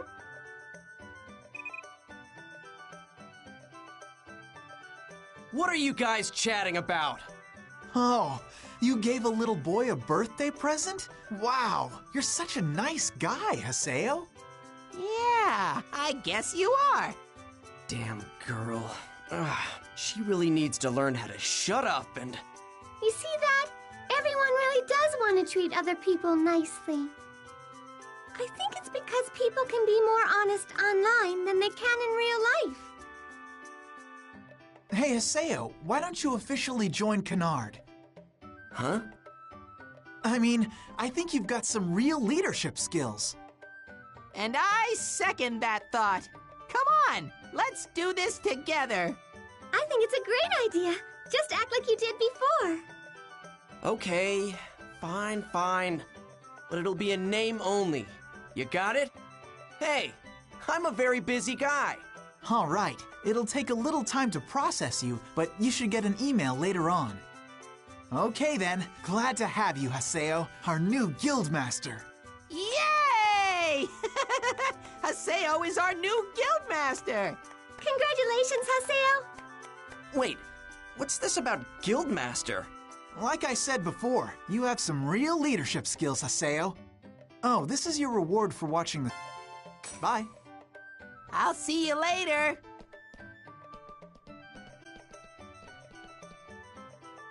Now then, I better be going too. Go, leave already! Today we're having a meeting at Moontree to help the victims of trading fraud. Would you like to join too? No way! See you later then!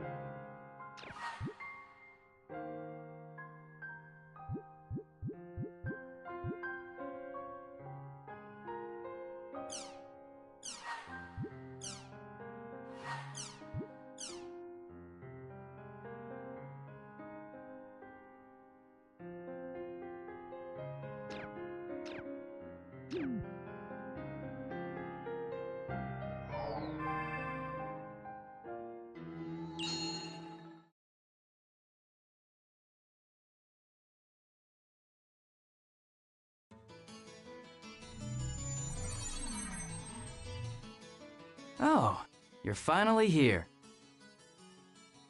Then let's get going. The area words for our destination are Delta Great Cursed In-Laws. What? The old hag's coming too? Well, because there's no guarantee we won't come across any danger. Huh. You coming? Hurry up and invite me already.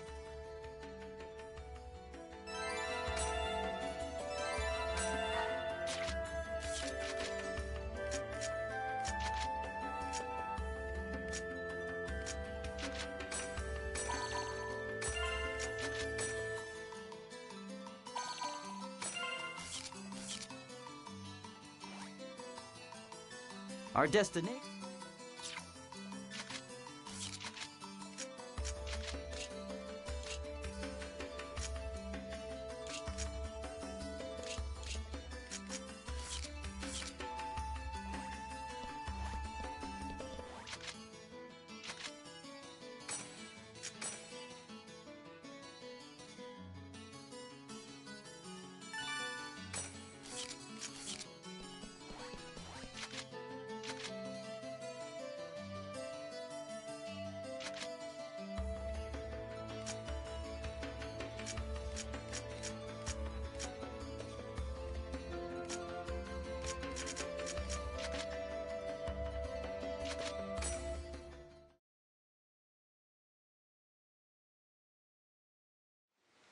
All right, we're here. So, let's get this started. Tell me, how the hell do you summon an avatar? You really are a brat, aren't you? Is that how you ask someone to help you?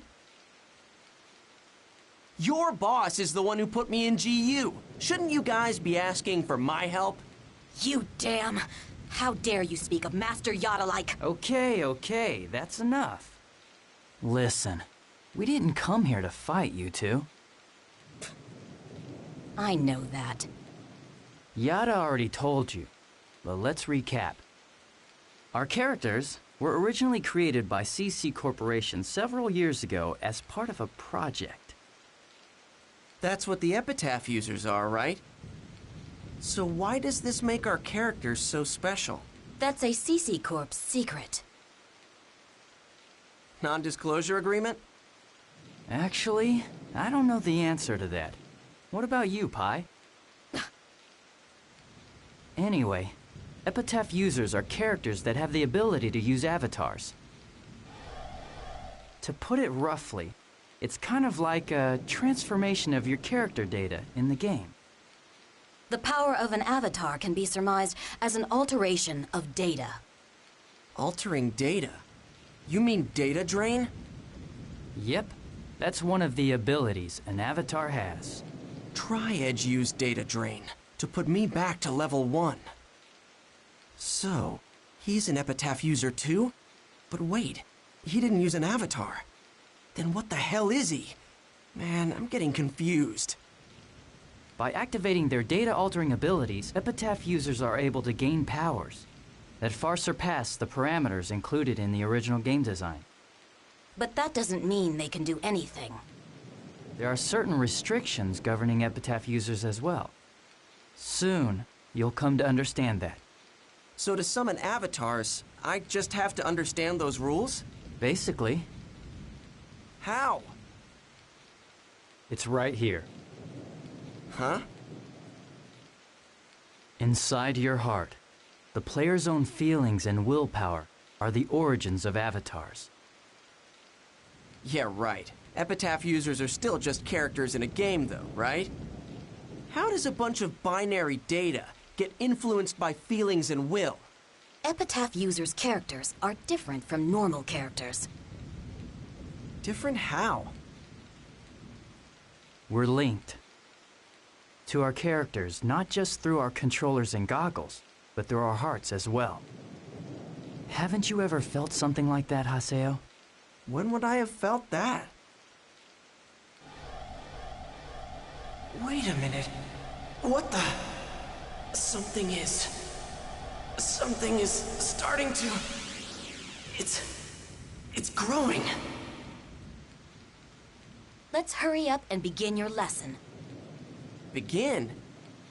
You want to learn how to summon your avatar, don't you? Of course. Then, we'll battle here until you get it. Huh? Battle? Yes. Battles are the quickest way for you to sharpen your consciousness, and that will help you to awaken your avatar. Huh. So basically, you guys don't really know the proper way to do this, do you? You've got us there. For Pi and me, the entire process was more like an accident when we awakened our avatars. But that accident was fate. For now, let's fight this field's boss.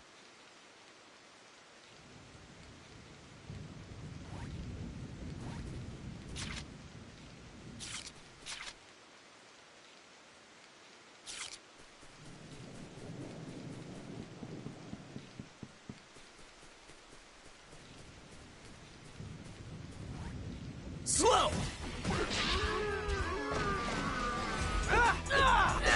Thunder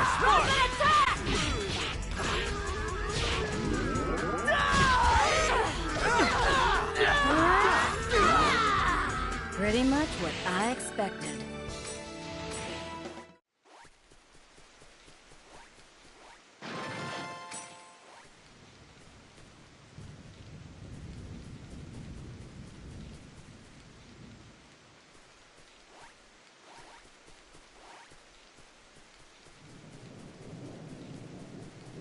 Your guard's down. Thunder Spark!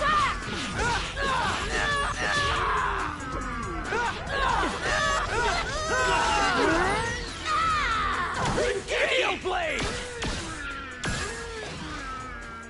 Thunder Spark!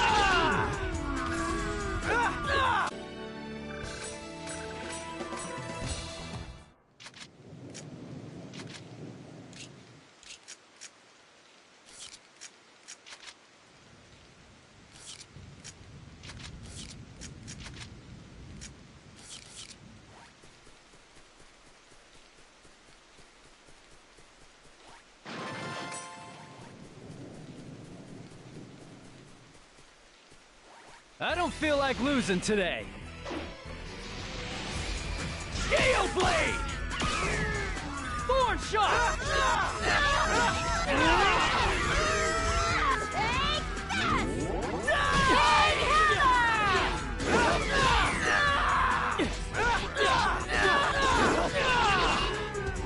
Okay, who's next?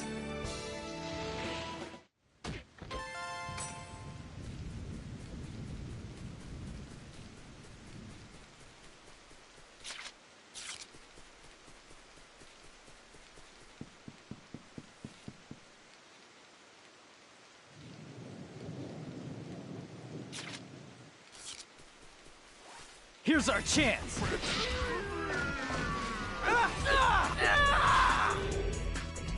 Here it comes! All right! I'll finish it! Thunder Spark! Gale Blade!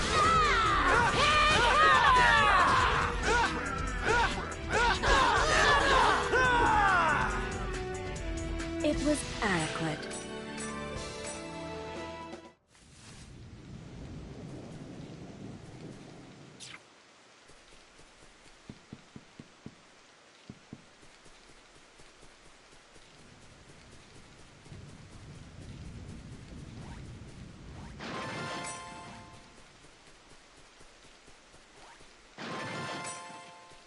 This'll be quick!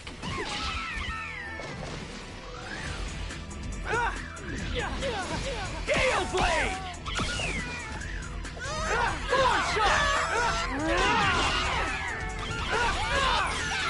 Gale Blade!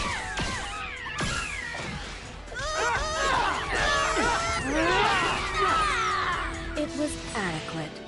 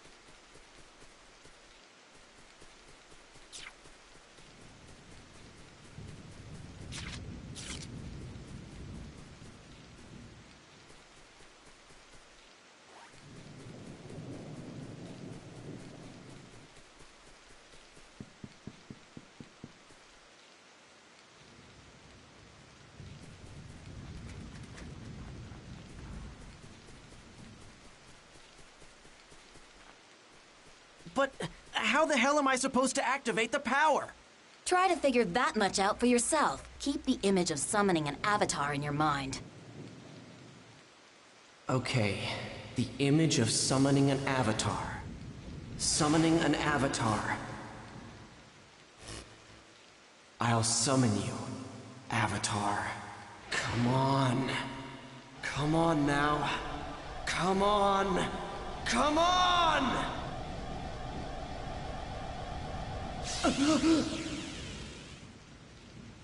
Haseo?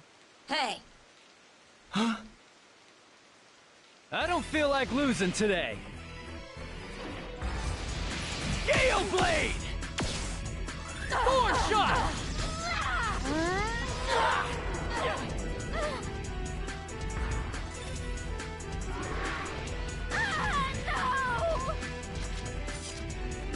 Rapid attack!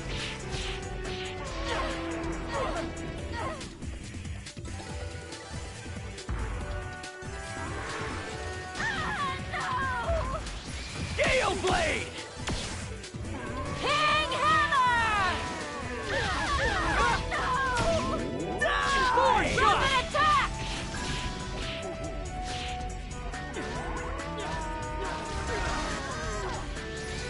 Gale Blade! Thorn Shot!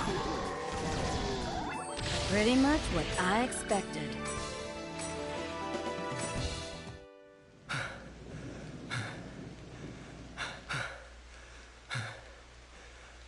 Haseo, are you doing okay?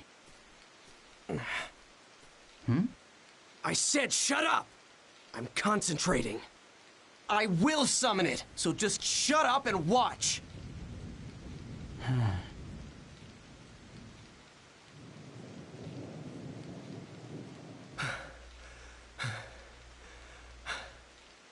Haseo, you have reached your limit. Let's call it a day. What's going on? Why won't my avatar appear? Well... Maybe the problem's your lack of talent. What did you say? Even if you are one of the Epitaph users. If you, the player, don't know how to use it, well, then it's pointless. Yeah, right. You two just aren't teaching me the right way. Listen, if you guys can't even keep your promise to me, then the deal that I had with GU is off. Idiot. If you can't summon an avatar, then we don't need you to help us now.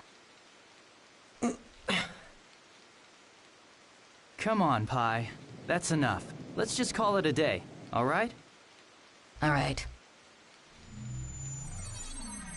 Let's head back, okay?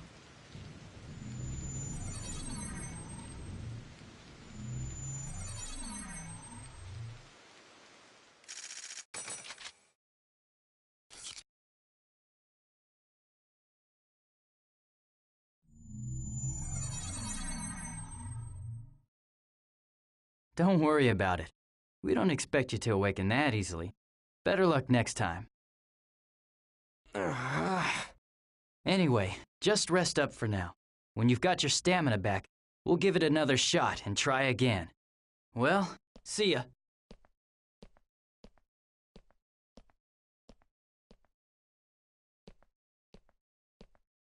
Frankly, I'm glad that you weren't able to summon your avatar. Kun and I. Now do you understand why we needed 2 Epitaph users to support you? No. It's so we'll have enough power to suppress your avatar in the event it should go out of control or something. Suppress? Yes, if your avatar went berserk, we would not have hesitated to use data drain on you. In order to stop you. No matter what effect it may have had on you. Well, that's just cruel. Is it? Great risk comes with strength that is too powerful. Huh? Neither Kun nor myself can completely control the power of our avatars. Power that has escaped its user's hand will do nothing but destroy. This power really shouldn't even be used at all in the first place. But you plan to use that power. Am I wrong? If you had gotten your avatar, you would be thrilled to use it. Even if it was the exact same power that hurt those that are most precious to you. You seem to know me well. Well, of course I do. It comes natural to me, don't you see? You and I are very much alike. Huh? I think it would be best if you didn't get involved in these matters anymore. Summoning an avatar won't make you happy. That I know for certain.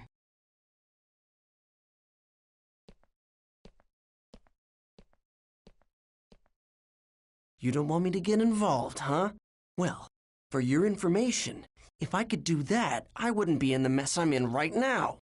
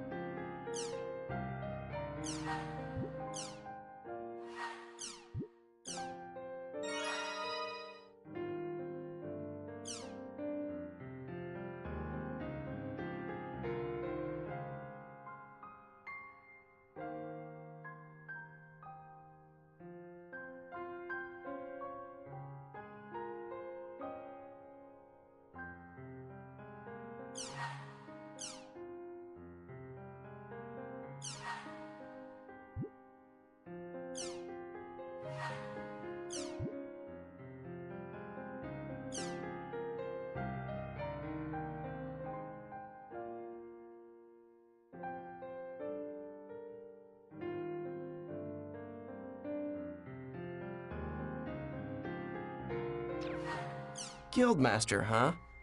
Well, I guess I'll go to At Home then.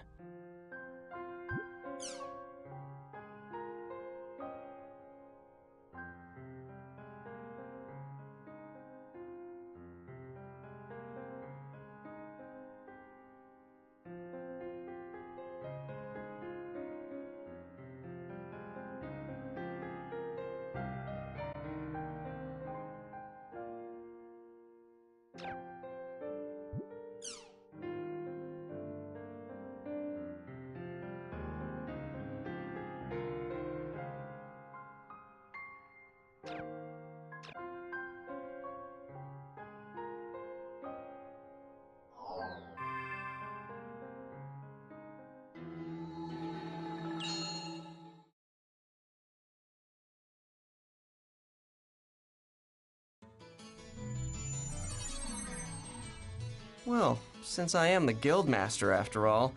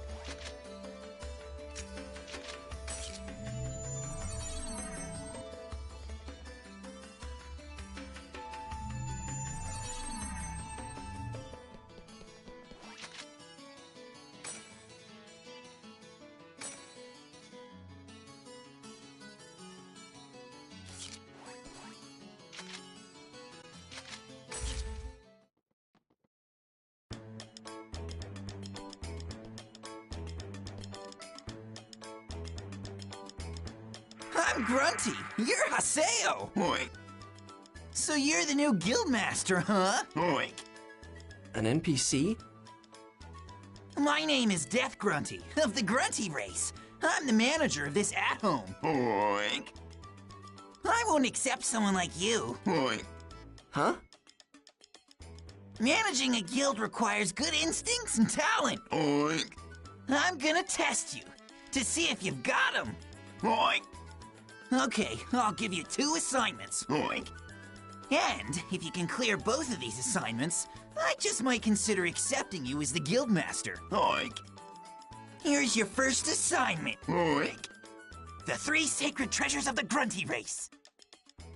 Grunty's hat, Grunty's shoe, Grunty's brush. You need to cooperate with your guild members to gather these. Oink.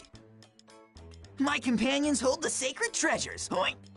If you get down on your knees and beg sincerely, I'm sure you can get them to lend the treasure to a lowlife like you. Oink. My companions are wandering around the city. Hurry up and find them and bring back the sacred treasures. Oink. I don't like him. I don't like this obnoxious, weird rodent at all. I guess Grunty's event started. What event are you talking about? It's the Guildmaster Certification event for our guild. When you first become a Guildmaster, Grunty gives you an assignment.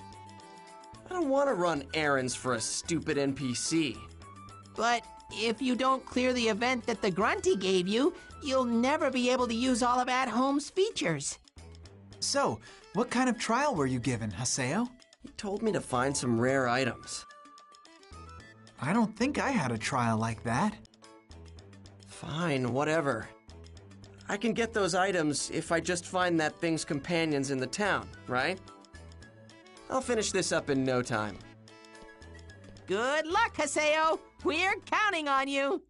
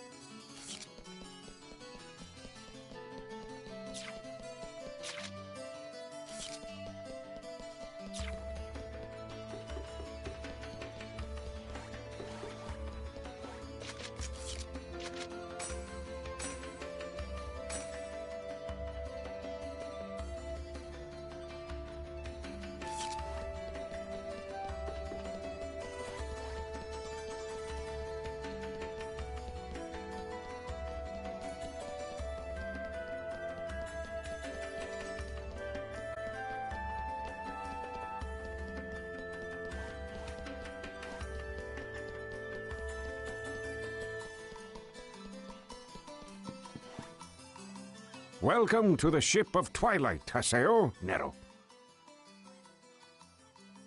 I have been waiting for you to come here for a long time, Nero. So moved that you're speechless, Nero? I know just what it is that you're looking for, Nero. It is not that hard for me to guess, Nero. Go on and take this with you, Nero. Now go and be well, Nero.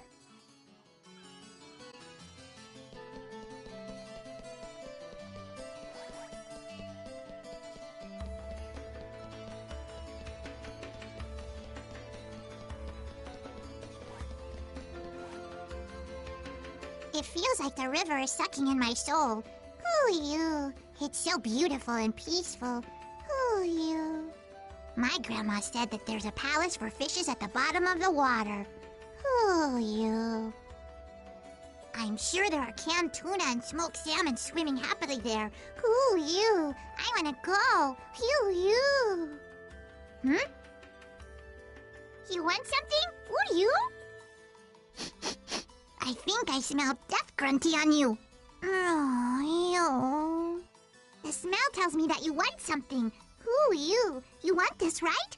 Who you? Well, goodbye. Who you? Oh, I want to go to the Palace of Fishes. Ooh, you. Just thinking about it makes me drool. Ooh, you.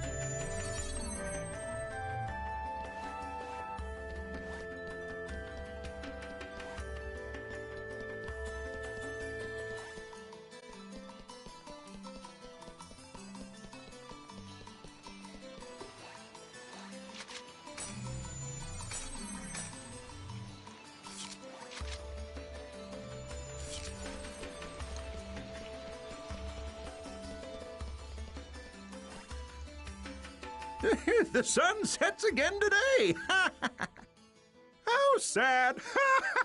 How romantic. And with myself standing in the twilight, I am the ultimate man. Hey, you're pretty manly yourself. But you're no match for me.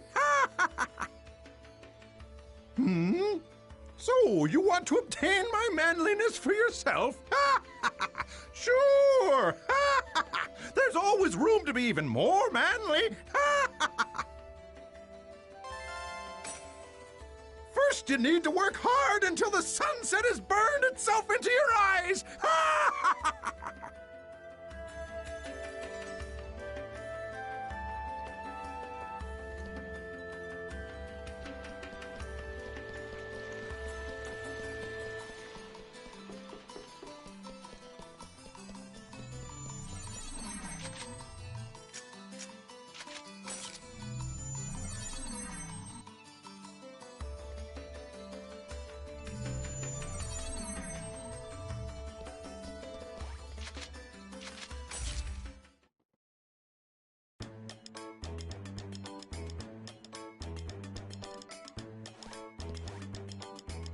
I'm Grunty. You're Haseo.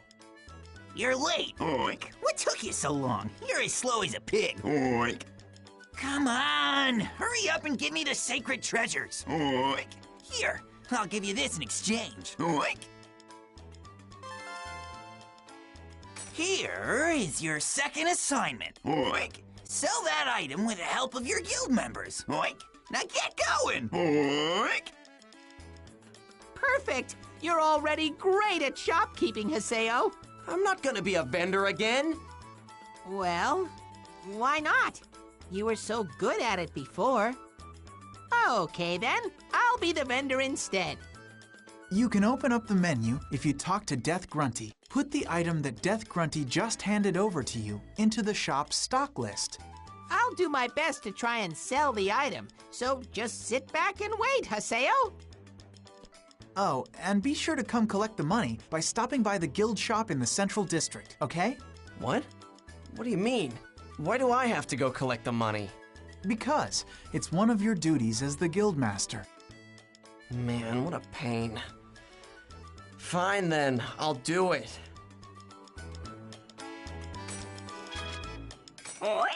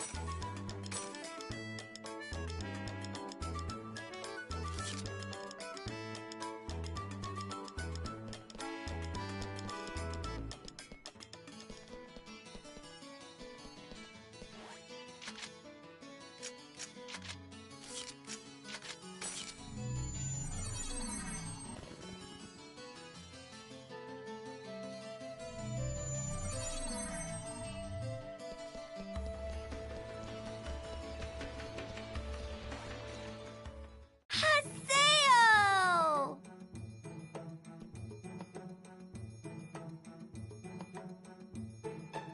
Oh, you're the kid who came to the shop the other day.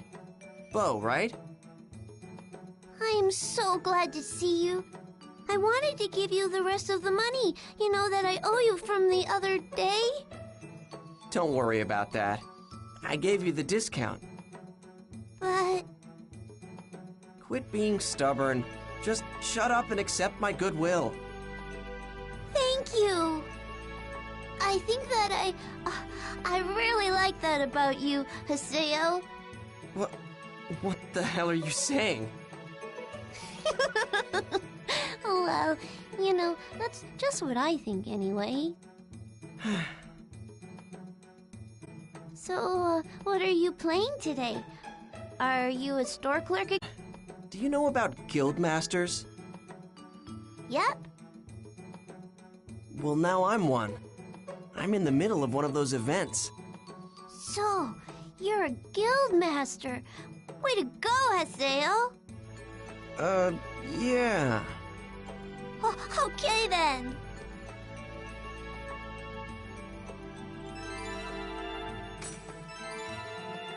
Congratulations on completing the Guildmaster event, Haseo! Yay! Congratulations, Haseo! Hey, you didn't have to go and buy... Geez, it's fine, really. I just wanted to help you out, Haseo. But...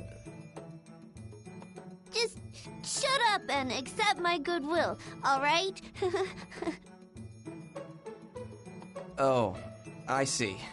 Goodwill, huh? Well, thanks.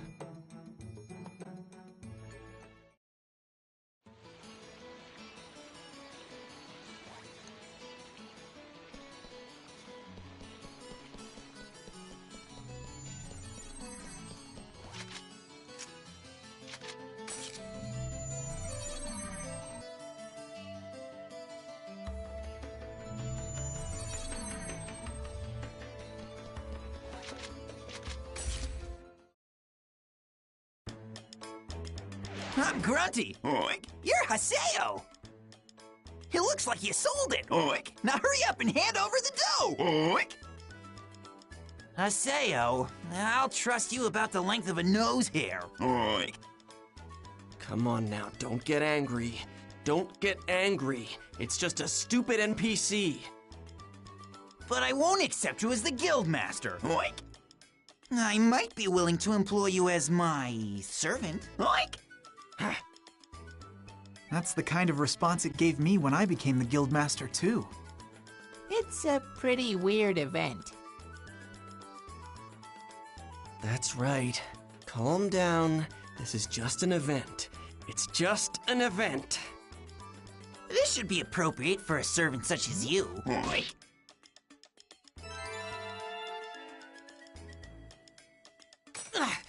What do you think you're doing, you pig? I'm not a pig. Oink! I'm a grunty. Oink!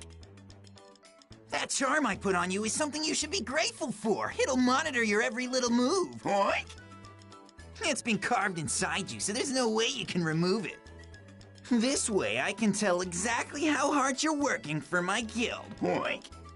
It is called the Charm of 1000. Oink! All right, Haseo.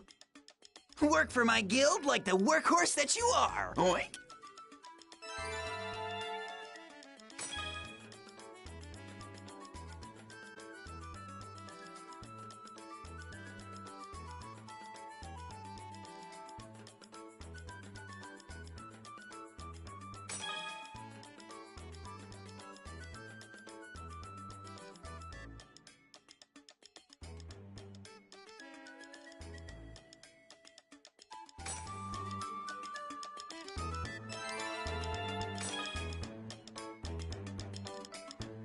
Oh yeah! Hey, Haseo, you can probably ride the steam bike now. That's true. I'm pretty sure that the condition for getting and riding the steam bike was to clear the first Grunty event. Go on and give it a shot. It's a lot easier to move around the cities and fields with it. Oink!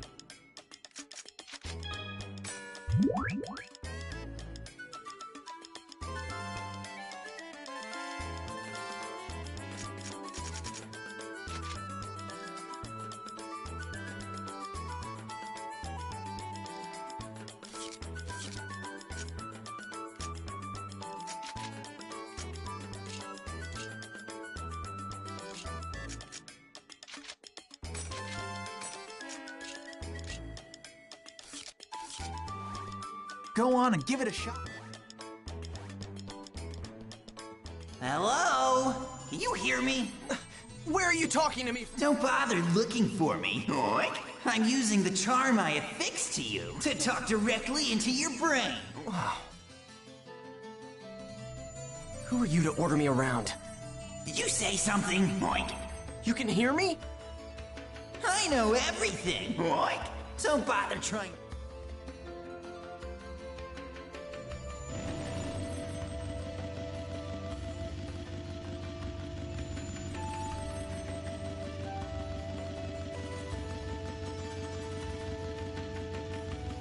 The button guide in the lower right corner of the screen will...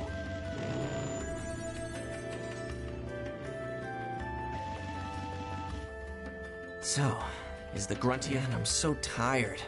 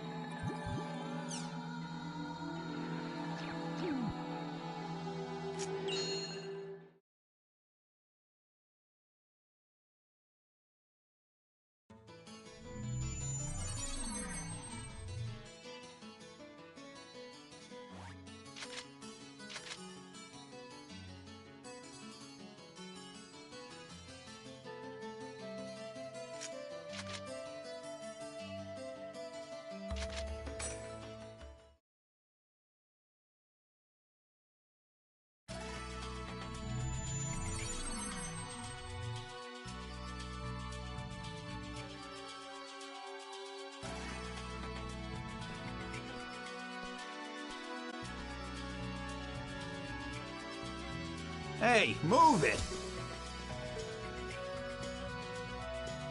Huh? Hey! What are you doing in this server, Haseo? Do you usually come to the arena?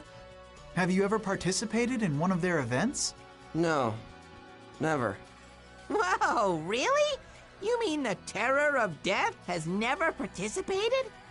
Well, PKK and arena battles have nothing to do with each other. I don't care much about showing off for the crowds and competing for ranks anyway. Actually, the arena is related to PK in a way. Related? After CC Corp started having problems with rampant PKs, they decided to create an official place for player battles. By using the arena, they attempted to restore morale and stability to the world. But it ended up turning into just another place for all the rude players, like the player killers, to hang out. That's how it got started.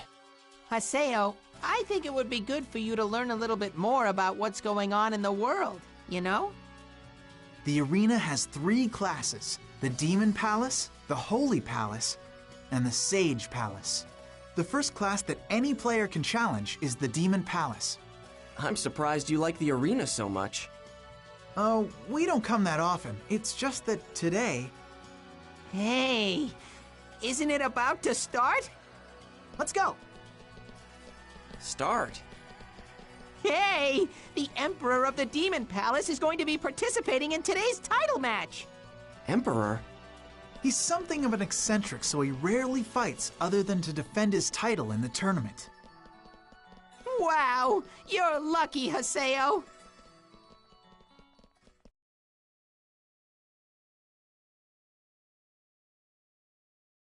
All you bloodthirsty men drawn to this place by the thrill of the fight. Can you hear the crowd? Can you feel their violent excitement? This is the story of the men who have come here lusting for the Emperor's throne. Let the Demon Palace title match begin! Well, it's time for the title match to begin. They have taken out opponents after opponents, and now they reach their arms up to challenge the sky itself. They look as if they're proclaiming dominance over the focus of the public. The only thing occupying They're their the mind challengers, is a huh? lust for All they've got absolute going on is victory. their size. That's what you think. Those guys have actually improved quite a bit. That team's popularity is shooting through the roof. He's here!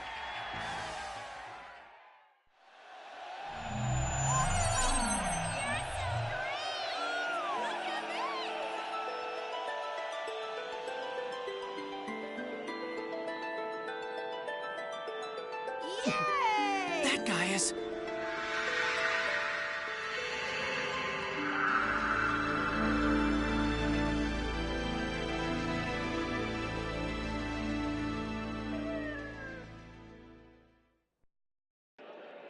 He's the Emperor? Yep, that's the undefeated Emperor himself, Emperor Endrance. Endrance, huh? Oh, Master Ren truly is the greatest of them all. Hey, wait a second. Isn't that weird? What? What's the matter, Haseo? Why are there 3 challengers, but the Emperor is alone? That's what's so amazing about Endrance. He has never formed a party, not even once in his entire arena career. Is that even allowed? The arena regulations state that parties of up to 3 players are allowed, including the leader, that is. There's no rule that you can't participate by yourself. Of course, no one does that usually. It puts you at a huge disadvantage. It's starting!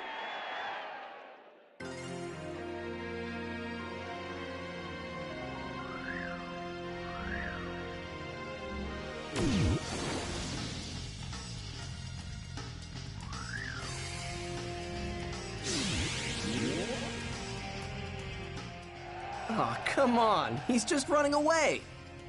He's not running. That's how Endrance always fights. First, he lets his opponents attack, apparently to find out if he can see through their attacks or something. Well, even so, he can't win if he never attacks, right? Kill him! So uninteresting. She gets easily bored by this ordinary type of battle.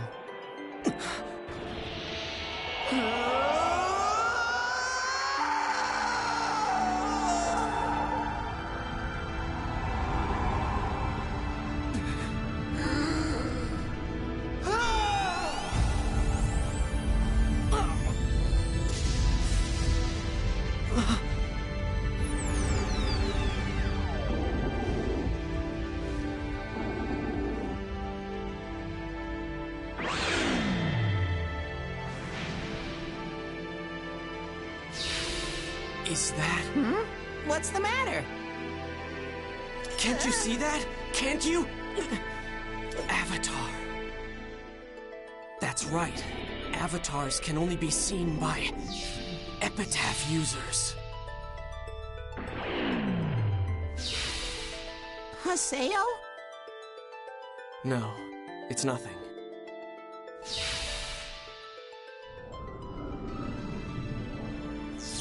Just go away. To me, you're nothing but ugly dolls.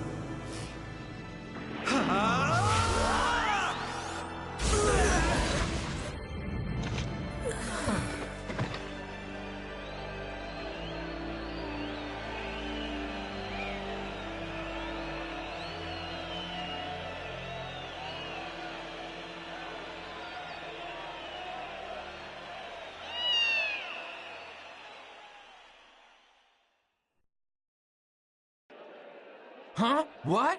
What did the Emperor just do? Instant kill? You mean there's a skill that can do that?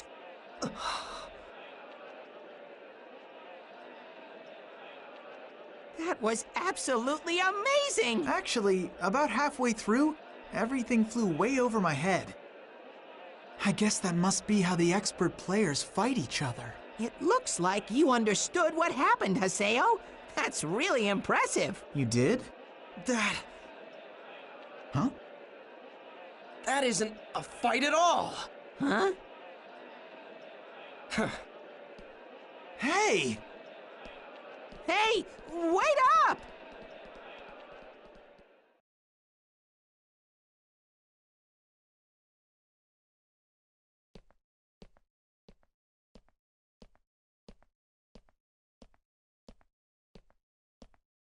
Endrance is an epitaph user? Hey! I said to wait up for us! Haseo! An epitaph user together with Ida. Why? I wonder, does GU know that Endrance is an epitaph user? I can't ask them after what happened.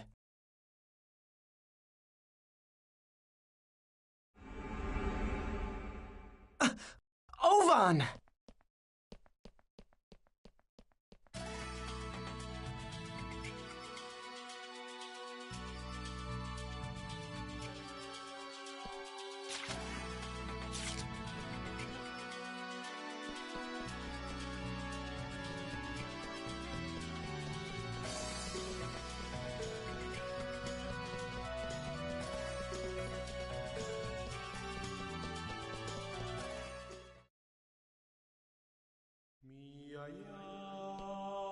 Well, hello. What do you mean, hello?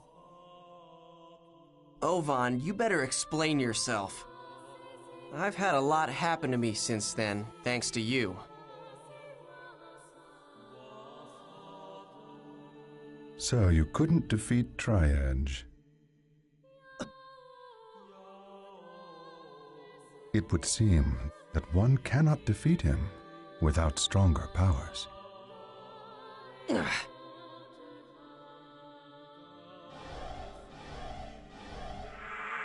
Damn it. At this rate... Did you happen to see Endrance's fight? Yeah. Just who is that guy, anyway? He's chasing an insatiable dream. Dream? In a sense, Endrance is just the same as you are, except, in his case, he has something you lack. What does that mean? I believe that you know the answer to that better than anyone. I will always be waiting for you to... Huh? No. What? I'll see you again, Haseo.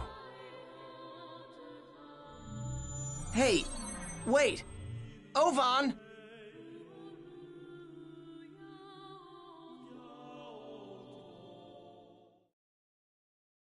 Hey, you! What the hell are you doing here? Oh, it's you. Don't you think I'm the one who should be asking that question? Don't you dare talk to me like you know me. Who do you think you are? Sako is my big sister. She was using this character until yesterday. Oh, you're the sister. Hello? What are you looking at me like that for? You a freak. Ah! Oh, I got it. You're after Master N, aren't you? Forget it. I won't allow it. Master N and I are in love. And we're destined to be together forever. Who's Master N? Hey! You surprised me when you ran off like that. Oh, boy. Oh, you guys! Master N!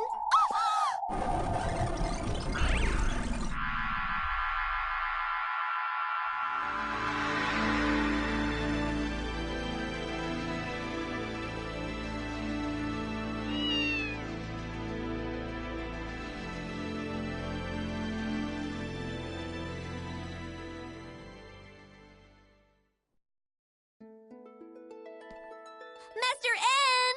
Welcome! Welcome back! Thank you for showing us another spectacular fight!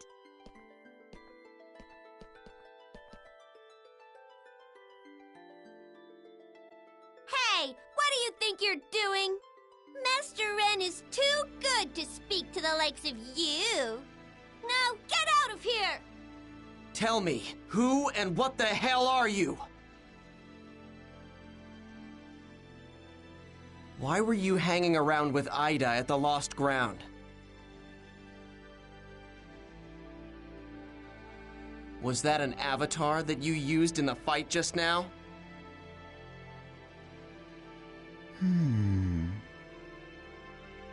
So then you were able to see her, but nothing more than that. So you have no real power. You don't even have the heart to understand them. Seeing her doesn't change the fact that you're just someone in the crowd.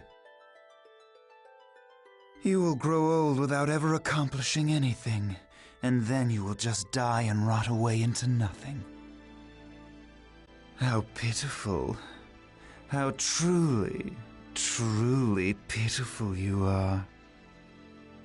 Shut up! I don't have any real power. I'm just another face in the crowd. Who the hell are you to tell me that? I'll prove it. I'll show you power, and I'll defeat you. You? Defeat me? But how? What's so funny?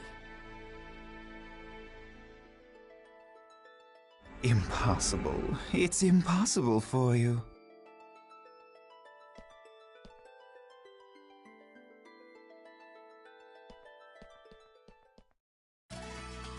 Oh, it's too risky. You'll just be carried away on a... Shut up! I hate people who look down on others. I will defeat Entrance. Wow, Haseo, you really are amazing.